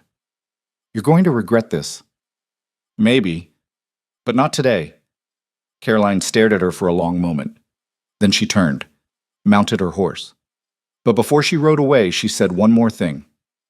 "When this all falls apart, and it will, don't say I didn't warn you." Then she was gone. Eliza stood there, her heart pounding, her hands shaking, but she didn't move, didn't falter. Just watched Caroline disappear into the distance. Sarah appeared from behind one of the cabins, eyes wide. "Did you just—" "Yeah. You know she's going to come after you for that." "I know." Sarah grinned. "Good. About time someone told her off." Eliza laughed. It came out shaky. "I think I'm going to throw up." "That's just adrenaline. You'll be fine." Sarah linked her arm through Eliza's. "Come on. Let's get you some water." They walked back toward the main lodge together. And despite the fear still coursing through her veins, Eliza felt something else. Pride. She'd stood her ground, and she hadn't apologized for it. That night, Eliza lay in bed and replayed the encounter over and over. She'd confronted Caroline Markham. She'd drawn a line, and for the first time in her life, she hadn't backed down. It should have felt good. It did feel good, but it also felt terrifying, because now Caroline knew she couldn't be pushed around, and people like Caroline didn't take that well. Eliza stared at the ceiling, at the shadows dancing across the wood, and wondered what the hell she'd just started. The fourth week brought disaster. One of the supply sheds caught fire. Eliza woke to shouting, the smell of smoke, the sound of people running. She threw on clothes and stumbled outside. Half the settlement was already there, forming bucket lines, shouting instructions, fighting the flames with everything they had. The fire was massive, orange and red and angry against the night sky. Eliza grabbed a bucket and ran. The heat hit her like a wall. Her eyes watered, her lungs burned, but she didn't stop. She hauled water from the well, threw it on the flames, hauled more. Her arms screamed in protest, her back ached, but everyone else was doing the same thing, so she kept going. Minutes turned into an hour. An hour turned into 2. And finally, the fire started to die. They beat it back, smothered it, killed it. And when it was over, they stood in the wreckage, covered in soot and ash, staring at what was left. Not much. Maybe a quarter of the supplies had survived. The rest, grain, preserved food, medicine, gone. Warren's face was gray, his voice hollow. "This is bad." "How bad?" Roy asked. "We just lost 3 weeks' worth of grain. Maybe more." Warren ran a hand over his face. "We were already cutting it close." Now we're screwed," someone muttered. The words hung in the air, heavy, final. Eliza looked around at the faces, exhausted, defeated, scared. And something inside her snapped. "No, we're not." Everyone turned to look at her. "We're not screwed," she repeated. Her voice was louder than she intended, but she didn't care. "We're set back. That's different." "Easy for you to say," someone called out, an older man she didn't know well. "You're not the one who's been here 20 years. You don't know what winter really means." "You're right. I haven't been here 20 years. But I've been hungry. I've been desperate. I've survived on nothing because I didn't have a choice." She stepped forward. "We still have some grain. We still have people. And we still have time before winter really hits, so we ration harder. We hunt more. We figure it out. And if we can't, then we ask for help." Warren shook his head. "From who? The valley? They'll bleed us dry." "Not the valley. Other settlements. The Thompson people already helped us once. Maybe there are others who will too. And what do we trade? We just lost half our supplies. We have nothing left to offer. We have labor. We have skills. We have people who know how to survive in conditions most settlements can't handle." Eliza looked at Warren. "We survive. That's what we do. That's what this place has always done. And we don't stop just because things get hard." Silence. Long. Tense. Then Roy spoke up. "She's right." Warren turned to him. "What?" "She's right. We've been through worse than this. Hell, I remember the winter of 2009. Lost half the herd to disease, thought we were done. But we made it through." He looked around. "We'll get through this too." One by one, others nodded, muttered agreement. Not everyone, but enough. Warren exhaled slowly, heavily. "Fine, we ration, we hunt, and we see what other options we have." He turned to Eliza, his expression unreadable. "You're in charge of coordinating with other settlements." Eliza blinked. "What?" "You wanted to help. Now's your chance. Write letters, send writers, find out who's willing to trade and what they want in return." I'm not qualified. You're the only one who stood up just now. That makes you qualified." He walked away before she could argue. Sarah appeared at her side, grinning despite the soot covering her face. "Congratulations. You just got promoted." "I don't know what I'm doing. Neither does anyone else. But you're the only one who had the guts to say we weren't screwed. So I guess that makes you the person for the job." Eliza didn't know whether to laugh or cry. She settled for getting back to work. The next 2 weeks were the hardest Eliza had ever experienced. She wrote letters to every settlement within 100 miles, detailed what they needed, what they could offer in return. Most were sent with riders who left at dawn and returned exhausted days later. Some responses never came. Others came back with flat refusals. 2 settlements told them to handle their own problems. One suggested they reconsider their relationship with the valley, but three said yes. Small amounts. Nothing like what they'd lost. A few bags of grain here, some dried meat there, medicine from a settlement that had surplus. But it was something. Eliza coordinated everything, worked out schedules, negotiated terms that wouldn't bankrupt them. She spent her days buried in numbers and logistics, her nights going over plans until her eyes blurred.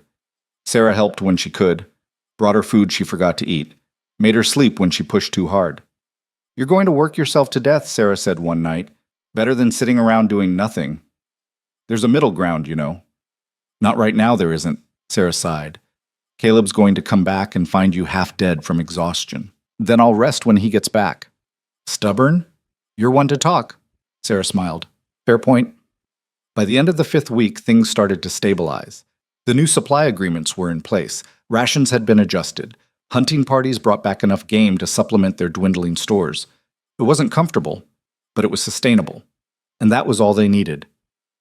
Margaret found her one evening, sitting outside the main lodge, staring at a ledger that finally balanced. "You look like hell," Margaret said. "Thanks." Margaret sat down beside her. "You did good." Eliza looked at her. "I did what I had to." "Same thing." Margaret was quiet for a moment. "I didn't think you'd last a month here." "I know." "I was wrong," Eliza smiled. "You admitting that? Don't get used to it." Margaret stood. "But for what it's worth, you belong here, whether you believe it or not." She walked away before Eliza could respond, leaving Eliza sitting there, staring at her hands, wondering when exactly she'd stopped being an outsider, when exactly this place had become home. The 6th week, word came from Thompson. A rider arrived at dawn, exhausted, half frozen, but with a message. Caleb was coming back, early. Eliza's heart leapt into her throat. "When?" she asked. "Tomorrow, maybe the day after. Weather's been rough, so it's hard to say for sure." Tomorrow.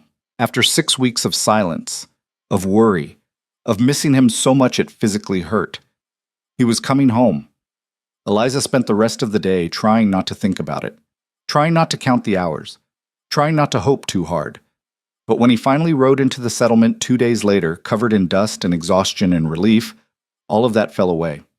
He dismounted, looked around, his eyes searching. And when he saw her, everything else disappeared. He crossed the distance between them in 6 strides, pulled her into his arms, held her so tight she could barely breathe, and she didn't care. She wrapped her arms around him and held on just as tight. "You're okay," she said into his chest. "You're okay." "I'm okay." His voice was rough, raw. "Are you?" "I am now." He pulled back just enough to look at her, really look at her, and what she saw in his eyes made her chest ache. Relief, love, something that looked like awe. "I heard about the fire," he said. "We handled it." "I heard you handled it," Eliza shrugged. "Someone had to." Caleb's hands cupped her face. "I missed you." "I missed you too." He kissed her then, hard and desperate and full of everything they hadn't been able to say for 6 weeks. And when he pulled back, his forehead resting against hers, he said, "I'm not leaving again." "Don't make promises you can't keep." "I mean it. Whatever happens next, we face it together." Eliza's eyes stung. "Together," she repeated. "Yeah." And in that moment, standing in the middle of the settlement with half the population watching, Eliza didn't care about appearances, didn't care about propriety. She just kissed him again, and let herself believe that maybe, just maybe, they were going to make it through this. That night, they sat by the fire in the cabin, catching up. Caleb told her about Thompson, the work, the people, the unexpected friendships formed over shared labor. Eliza told him everything, the fire, the negotiations, Caroline's visit. His jaw tightened at that. "She came here? Tried to scare me off. Did it work? What do you think?" Caleb smiled. Actually smiled. The first real smile she'd seen in weeks. "I think I'm in love with you." The words hung in the air. Eliza froze. He'd said it before, but this time felt different, more deliberate, more certain. "Sorry," Caleb said quickly. "I shouldn't have—" "Say it again." He blinked. "What?" "Say it again." Caleb swallowed, set down his cup. "I'm in love with you." Eliza's throat tightened. "I'm in love with you too." His breath hitched. Then he was kissing her again, pulling her close, and Eliza realized something. This wasn't temporary anymore. This wasn't a deal. This was real, and she wasn't letting it go. But reality had other plans. 3 days after Caleb returned, Warren called an emergency meeting. The council only. But word spread fast. Caroline had made good on her threat. The valley had cut off all remaining supply routes. Completely. No grain, no medicine, no ammunition, no trade of any kind. Nothing. "We've got maybe 4 weeks," Warren said, his voice flat. After that, we're in serious trouble," Roy finished. Caleb sat at the table, his expression dark. "She's trying to starve us out. She's succeeding, not if we don't let her." "And how do we stop her? We've already tried everything." "Not everything." Caleb looked up, met Warren's eyes. "The northern route." The room went silent, dead silent.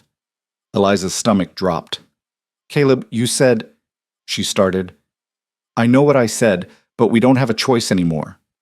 That route killed people, and staying here will kill more." He stood. "I'll take a small group. We'll move fast, light, get in and out before the worst of winter hits." "That's suicide," Warren said. "Maybe, but it's a chance, which is more than we have sitting here." "You really willing to risk that?" Caleb looked at Eliza, held her gaze. "For this?" "Yeah, I am." And Eliza saw it in his eyes. He'd already made up his mind. Nothing she said would change it. The preparations took 3 days. 3 days that felt like 3 minutes. Caleb chose 4 men. The strongest. The most experienced. Men who'd proven themselves in harsh conditions. Roy wanted to go. Caleb refused. "Someone needs to run things here," Caleb said. "That's you. And if you don't come back, then you keep running things." It wasn't an answer, but it was all Roy was going to get. Eliza helped pack supplies, her hands moving mechanically while her mind screamed. She wanted to argue, wanted to tell him there had to be another way. But she'd seen the numbers, the dwindling stores, the faces of people trying not to show their fear. There wasn't another way, and they both knew it. The night before Caleb left, Eliza couldn't sit still. She paced the cabin, checked and rechecked his pack, reorganized things that didn't need reorganizing. "Eliza." She didn't stop. "Eliza." "What?" She turned to face him. Caleb was sitting by the fire, watching her. "Come here. I'm busy. You're panicking." "I'm not." She stopped, exhaled. "Fine. I'm panicking." "I know." "Then why did you ask me to come here?" "Because I want to hold you, and you're making that difficult." Despite everything, Eliza almost smiled. She crossed the room, sat beside him. He pulled her close. They sat in silence for a long time, just breathing together. Finally, Eliza said, "You don't have to do this." "Yes, I do. There might be another way." "There isn't. We both know it." He tightened his arms around her. "And if I don't go, someone else will. And I'm not asking someone to take a risk I wouldn't take myself." "That's very noble. I hate it." Caleb's chest shook with silent laughter. "I know. What if something goes wrong? Then Roy takes over. The settlement survives. You..." He paused. "You'll be okay. Don't..." "Eliza, don't talk like you're not coming back." Her voice cracked. "Don't you dare." He pulled back, looked at her. "Then promise me something." "What?" "Promise me that if I don't come back..." "Caleb, promise me you'll stay anyway, that you won't run, that you'll keep fighting for this place." Eliza's eyes burned. "Why would I stay if you're not here?" "Because you belong here, not because of me. Because this is your home now. It's only home because you're in it." Caleb's expression softened. "That's not true." "Yes, it is." "No." He cupped her face. "You made this place yours long before I told you I loved you. You fought for it, bled for it, stood up to Caroline and Warren and everyone else who tried to push you around. You did that, not me. I did it because of you. Maybe at first, but not anymore." He leaned his forehead against hers. "So promise me, please." Eliza closed her eyes. She wanted to refuse, wanted to tell him she wouldn't promise something she couldn't guarantee. But the desperation in his voice broke her. "I promise," she whispered. "Thank you." He kissed her then, slow and deep and full of everything they couldn't say. And when he pulled away, he said, "I'm coming back." "You better." "I will. Because I'm too stubborn to let a mountain kill me. And because," he smiled, "because I have something worth coming back to." Eliza's throat tightened. She kissed him again. and they held each other until dawn. The morning Caleb left, the entire settlement turned out again. But this time the mood was different, heavier, more afraid, because everyone knew what the northern route meant. Warren gave another speech, shorter this time. "Bring them back," he said to Caleb. "Whatever it takes. Bring them back." Caleb nodded. Then he mounted his horse. The other 4 men did the same. Eliza stood at the front of the crowd, her arms wrapped around herself. Caleb looked down at her. Their eyes met. And in that moment, everything they needed to say passed between them. "I love you. Come back to me. I will." Then he turned his horse and rode away. Eliza watched until they disappeared into the mountains, watched until she couldn't see them anymore, watched until Sarah gently pulled her away. "Come on," Sarah said. "We've got work to do." And they did, because life didn't stop just because the people you loved rode into danger. The first week after Caleb left was the longest of Eliza's life. Every day felt like a month.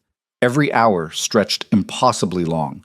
She threw herself into work, helped with everything she could, tried to stay busy enough that she didn't have time to think. But at night, alone in the cabin, the thoughts came anyway. What if he didn't make it? What if the route was worse than he remembered? What if she cut the thought off? Forced herself to breathe. Caleb was smart, capable. He'd survived worse. He'd come back. He had to. The second week, tensions in the settlement started to rise. Food was running low, tempers were short, and people were scared. Eliza heard the whispers. Some blamed Caleb for leaving. Some blamed her for being the reason he'd refused the valley in the first place. Margaret shut those down when she heard them. "The valley was bleeding us dry long before she showed up," Margaret said loudly one afternoon.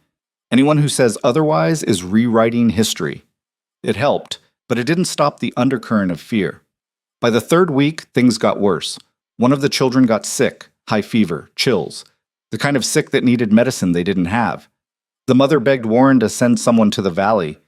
"Just this once," she pleaded, "just enough to save my son." Warren's face was gray. "They won't help us, not now." "You don't know that?" "I do."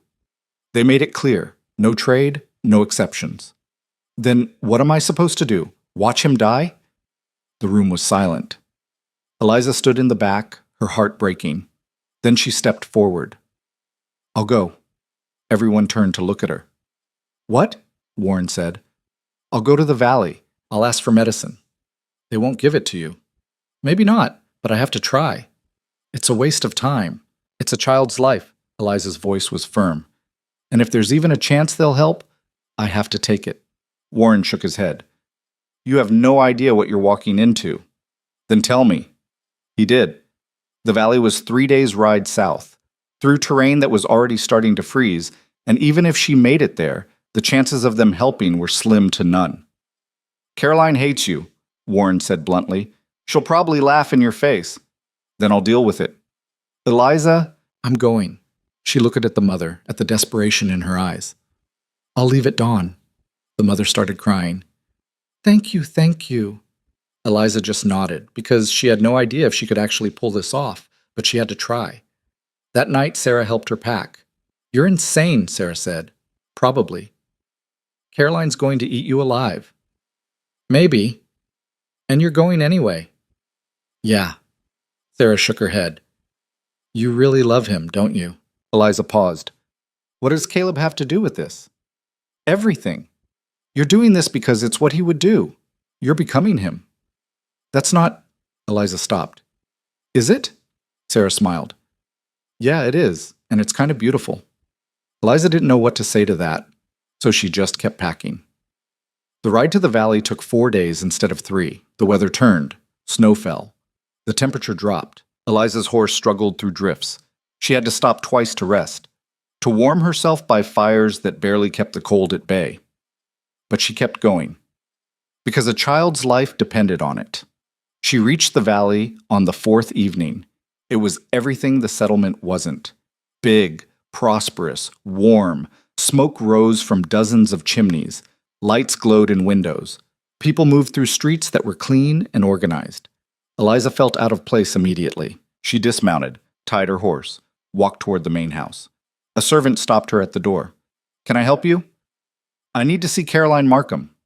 "Miss Markham isn't receiving visitors." Tell her Eliza Ridge is here. The servant's eyebrows rose. Wait here. 5 minutes later, the door opened. Caroline stood there, dressed in a silk gown that probably cost more than Eliza had earned in her entire life. She smiled. Well, this is a surprise. I need your help. Do you now? A child in the settlement is sick. He needs medicine. Please. Caroline's smile widened. Come inside. Let's talk.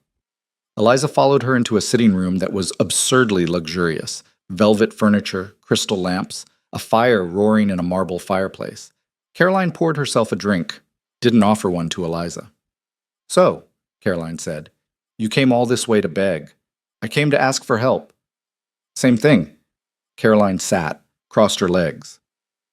Tell me, where's your husband? Working. Still, how industrious. Caroline sipped her drink. Or is he avoiding you? I've heard the northern route is brutal this time of year. Eliza's stomach dropped. How did you... Please, we have eyes everywhere. We knew about his little expedition the day he left. Caroline's smile turned cold. Tell me, do you think he'll make it back? Yes. You sound very certain. I am. Interesting. Because I'd give him about a 30% chance. Maybe less. Caroline set down her drink. But you didn't come here to discuss odds. You came for medicine. Yes. And what are you offering in return? Eliza swallowed. What do you want? Caroline studied her, long and slow. Then she said, Caleb. Eliza's blood ran cold. What? You heard me. I'll give you the medicine. I'll even reopen one supply route, enough to keep your settlement alive through winter. Caroline leaned forward. In exchange, you leave, quietly, permanently, and you convince Caleb that the marriage was a mistake. That's insane. Is it? You get the medicine, the child lives, the settlement survives. Everyone wins. Except me. You'll have money, freedom, a chance to start over somewhere that actually wants you. Caroline's voice softened. False sympathy. Isn't that what you came here for in the first place? An escape? Eliza's hands clenched. Every instinct screamed at her to refuse, to tell Caroline to go to hell. But then she thought about the child, about his mother's desperate face, about the settlement slowly starving. How do I know you'll keep your word? Eliza asked quietly. Caroline smiled. You don't. But what choice do you have? Eliza closed her eyes, thought about Caleb, about the life they'd built, about the promise she'd made. Then she opened her eyes and said, No. Caroline's smile faltered. What? I said no. Eliza stood. You want me to betray the man I love to save people who've finally accepted me. You want me to throw away everything I've fought for because you're too proud to admit you lost. I haven't lost.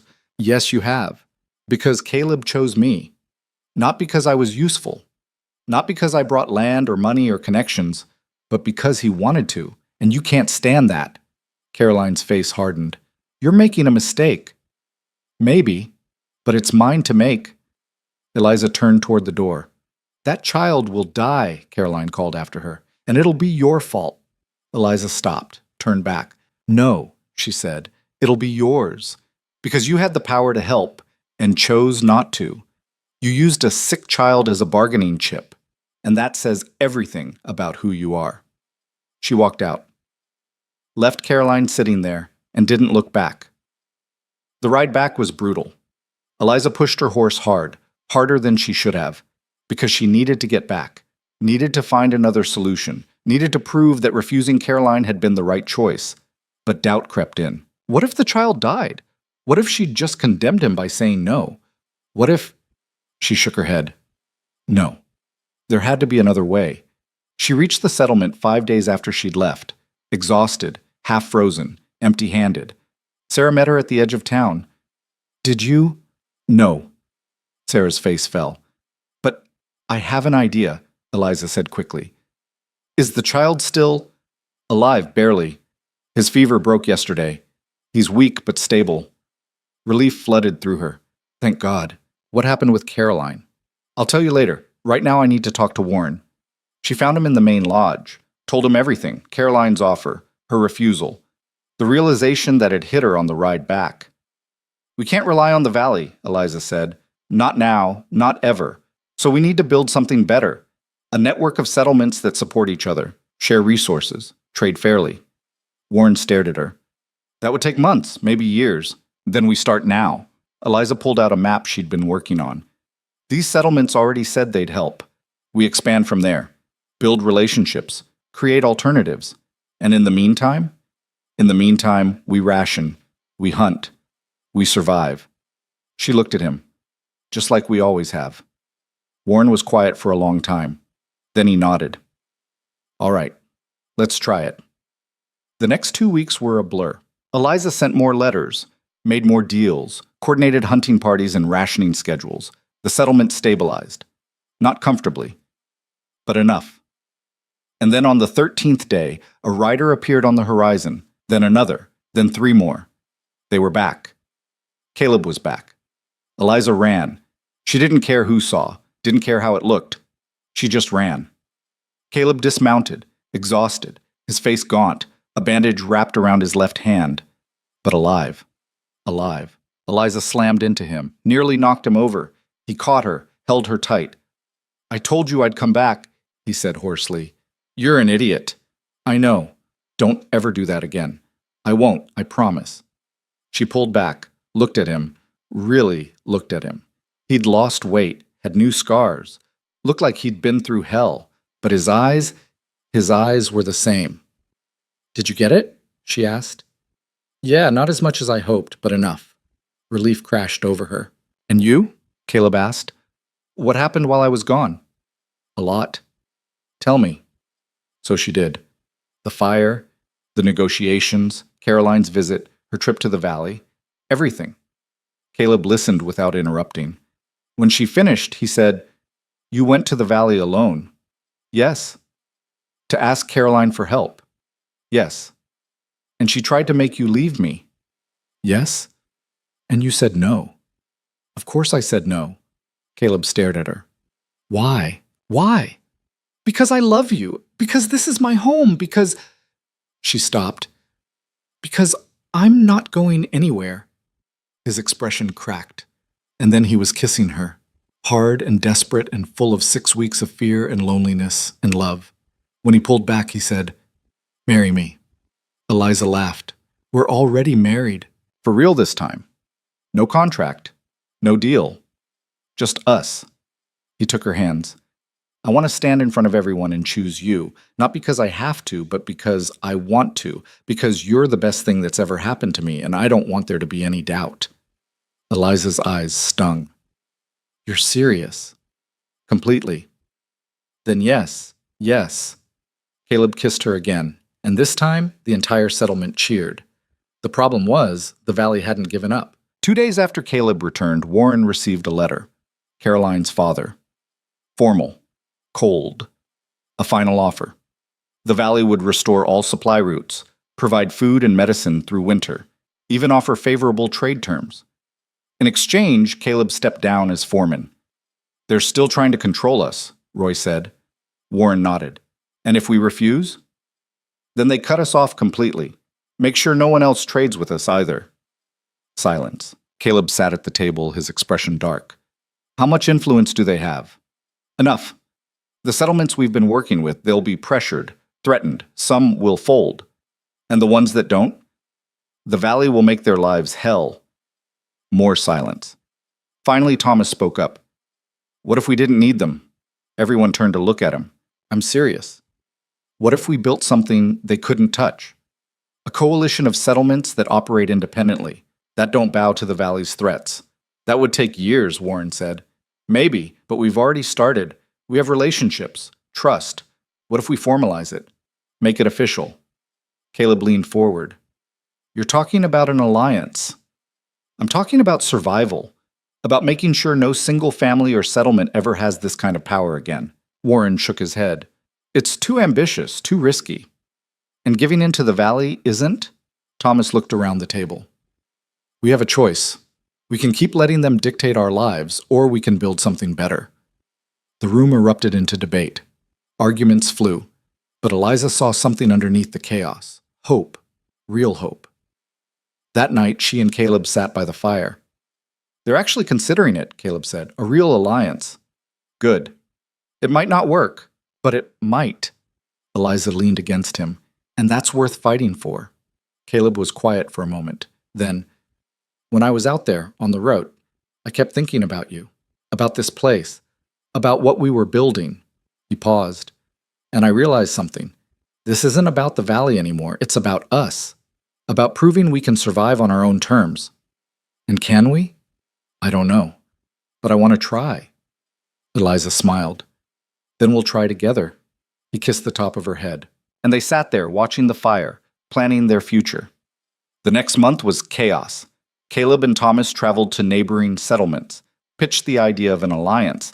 Some were interested, some were skeptical, some flat out refused, but slowly, impossibly slowly, it started to come together. 5 settlements agreed to join, then 7, then 10. They drafted agreements, set up trade routes, established emergency protocols.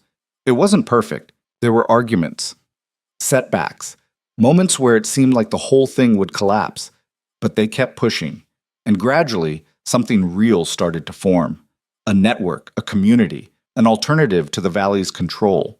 Caroline tried to interfere. She sent letters, made threats, pressured allies, but the settlements held firm, because they'd seen what independence looked like, and they wanted it.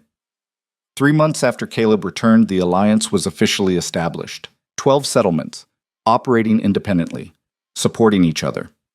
The valley lost its stranglehold. Not overnight, but enough.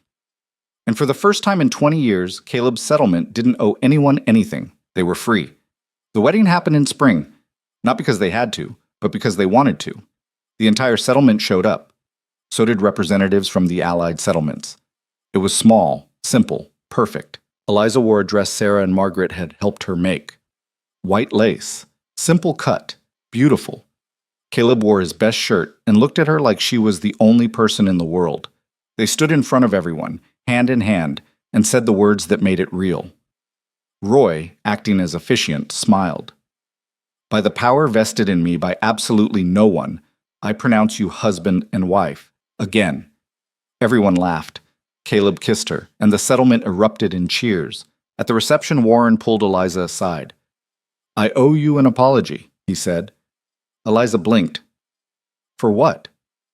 For doubting you. For thinking you were just some temporary inconvenience. He paused.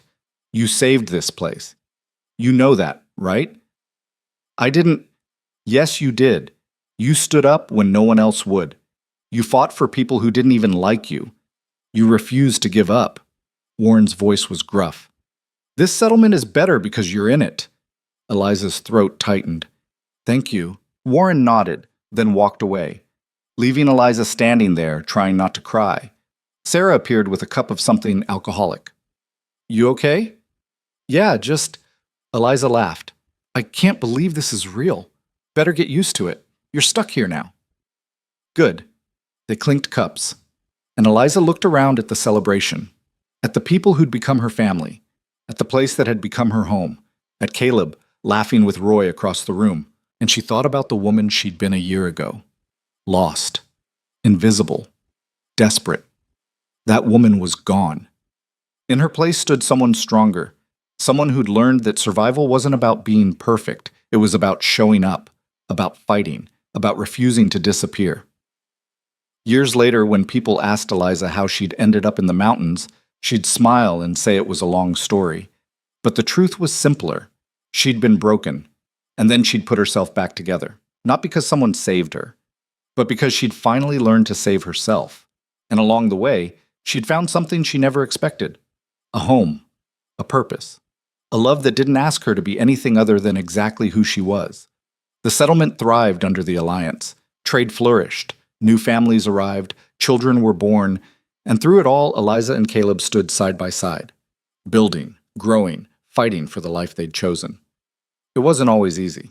There were hard winters, difficult decisions, moments of doubt, but they faced everything together, just like they'd promised. 5 years after that first winter, Eliza stood on the porch of their cabin, watching the sun set over the mountains. Caleb came up behind her, wrapped his arms around her waist. What are you thinking about? He asked. How far we've come. We have come pretty far. You ever regret it? Choosing me over the easy path? Caleb turned her to face him. Never. Not once.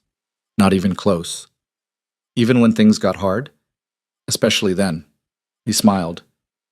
You made me better. Made this place better. Made everything better. Eliza leaned into him. I love you. I love you too. They stood there, wrapped in each other, as the sky turned pink and gold. And Eliza thought about everything that had led her here. The pain, the struggle, the fear, but also the hope, the love, the belonging. It hadn't been easy, but it had been worth it, every single moment, because in the end, she'd learned the most important lesson of all. That home wasn't a place. It was a choice to stay, to fight, to build something real even when the world tried to tear it down. And Eliza had made that choice, every day, over and over again. Not because she had to, but because she wanted to. Because this mountain, this man, this life, it was hers, and she'd fought too hard to let it go. 10 years later, the settlement had doubled in size. The alliance had grown to 23 settlements. And Eliza and Caleb had 2 children, a daughter named Sarah, after Eliza's first real friend in the mountains, and a son named Roy, after the man who'd believed in them from the start. They were loud, messy, perfect. And watching them run through the settlement, laughing and playing, Eliza sometimes had to stop and just breathe, because this was everything she'd never dared to hope for. A family, a community, a future. One evening, Sarah, now a young woman herself, found Eliza in the garden. Mom? Yeah, sweetheart? How did you end up here, really? Eliza set down her tools. That's a long story. I've got time. So Eliza told her. Not all of it. Not the parts that were too painful, but enough. About being lost. About finding Caleb. About choosing to stay even when everything said to run. When she finished, Sarah was quiet for a long time. Then, were you scared? Terrified. But you stayed anyway. Yeah. Why? Eliza thought about it. Because I finally found something worth being scared for. Sarah smiled. I hope I find that someday. You will. Eliza pulled her close. And when you do, don't let anyone tell you you're not strong enough to keep it. Sarah hugged her back, and Eliza closed her eyes. Grateful. So grateful. For all of it. The night Caleb turned 50, the settlement threw a party. Everyone came. The entire alliance sent representatives. It was loud, chaotic, full of life. And at the center of it all, Caleb stood with Eliza by his side. Gray in his hair now, lines around his eyes. But still him, still strong, still stubborn, still hers. You tired yet? Eliza asked. Of what? This. All of it. Caleb looked around, at the people, the laughter, the community they'd built. Never. Good answer. He pulled her close. You know what the best part of all this is? What? I get to do it with you. Eliza's eyes stung. Even after all these years, he could still do that to her. I love you, she said. I love you too. They danced, and as they moved across the floor, surrounded by friends and family, Eliza thought about that mysterious letter, the one that had brought her here all those years ago. She'd never found out who sent it, never learned if it had been a test or a mistake or just random chance, but it didn't matter, because whatever the reason, it had led her exactly where she needed to be, to this place, to this man, to this life, and she wouldn't change a single thing. When Eliza was 70, she wrote her story down, not for publication, just for her children, her grandchildren, anyone who came after. She wanted them to know that strength wasn't about never being afraid. It was about being afraid and choosing courage anyway. That home wasn't something you were given. It was something you built. That love wasn't about finding someone perfect. It was about finding someone worth fighting for. And that sometimes the best thing you could do was stay, even when everything said to run, especially then. She finished the last page on a cold winter evening. Caleb sat beside her, reading over her shoulder. When he finished, he said, You made me sound better than I am. I made you sound exactly like you are. I was a stubborn ass. You still are. He laughed. Fair. Eliza set down the pen. Do you think it's enough? The story? Enough for what? To help them understand. Why we fought so hard. why this place matters. Caleb took her hand. They'll understand, because they're living it. And when we're gone, then they'll keep building, just like we did. He smiled. That's what legacy is. Not what we leave behind, but what we teach them to create for themselves. Eliza squeezed his hand and knew he was right. When Eliza Rowan Ridge died at 83, the entire alliance came to mourn. She'd lived a full life, a hard life, a beautiful life. And she'd faced the end the same way she'd faced everything else. With courage, with grace, with the knowledge that she'd done everything she could. Caleb followed her 6 months later. Not from sickness, just from being ready. They were buried side by side, overlooking the mountains that had been their home.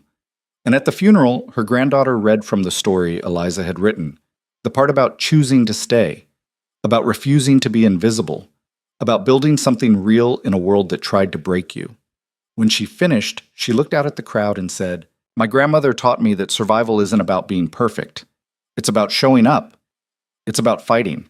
It's about refusing to disappear." She paused.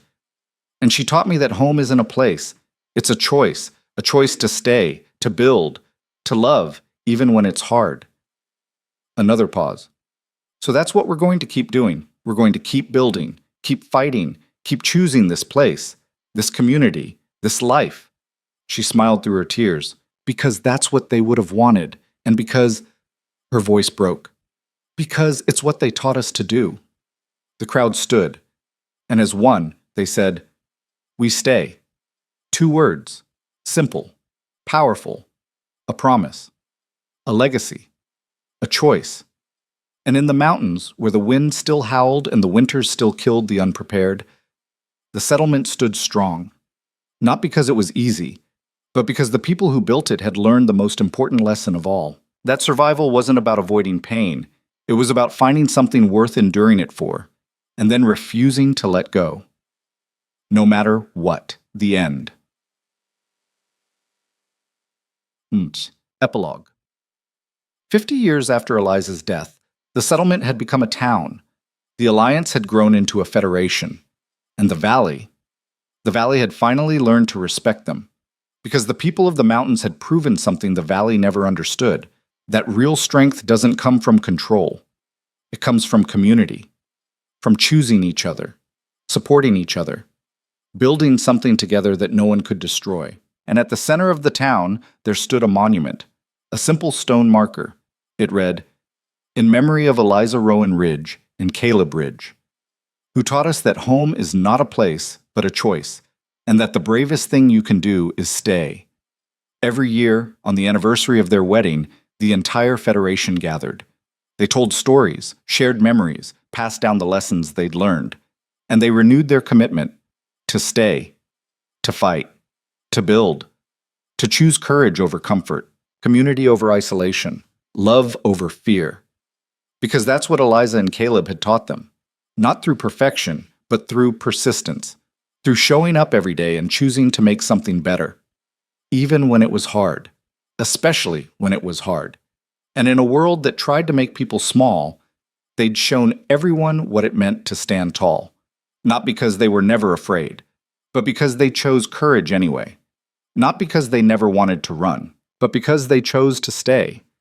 And that made all the difference.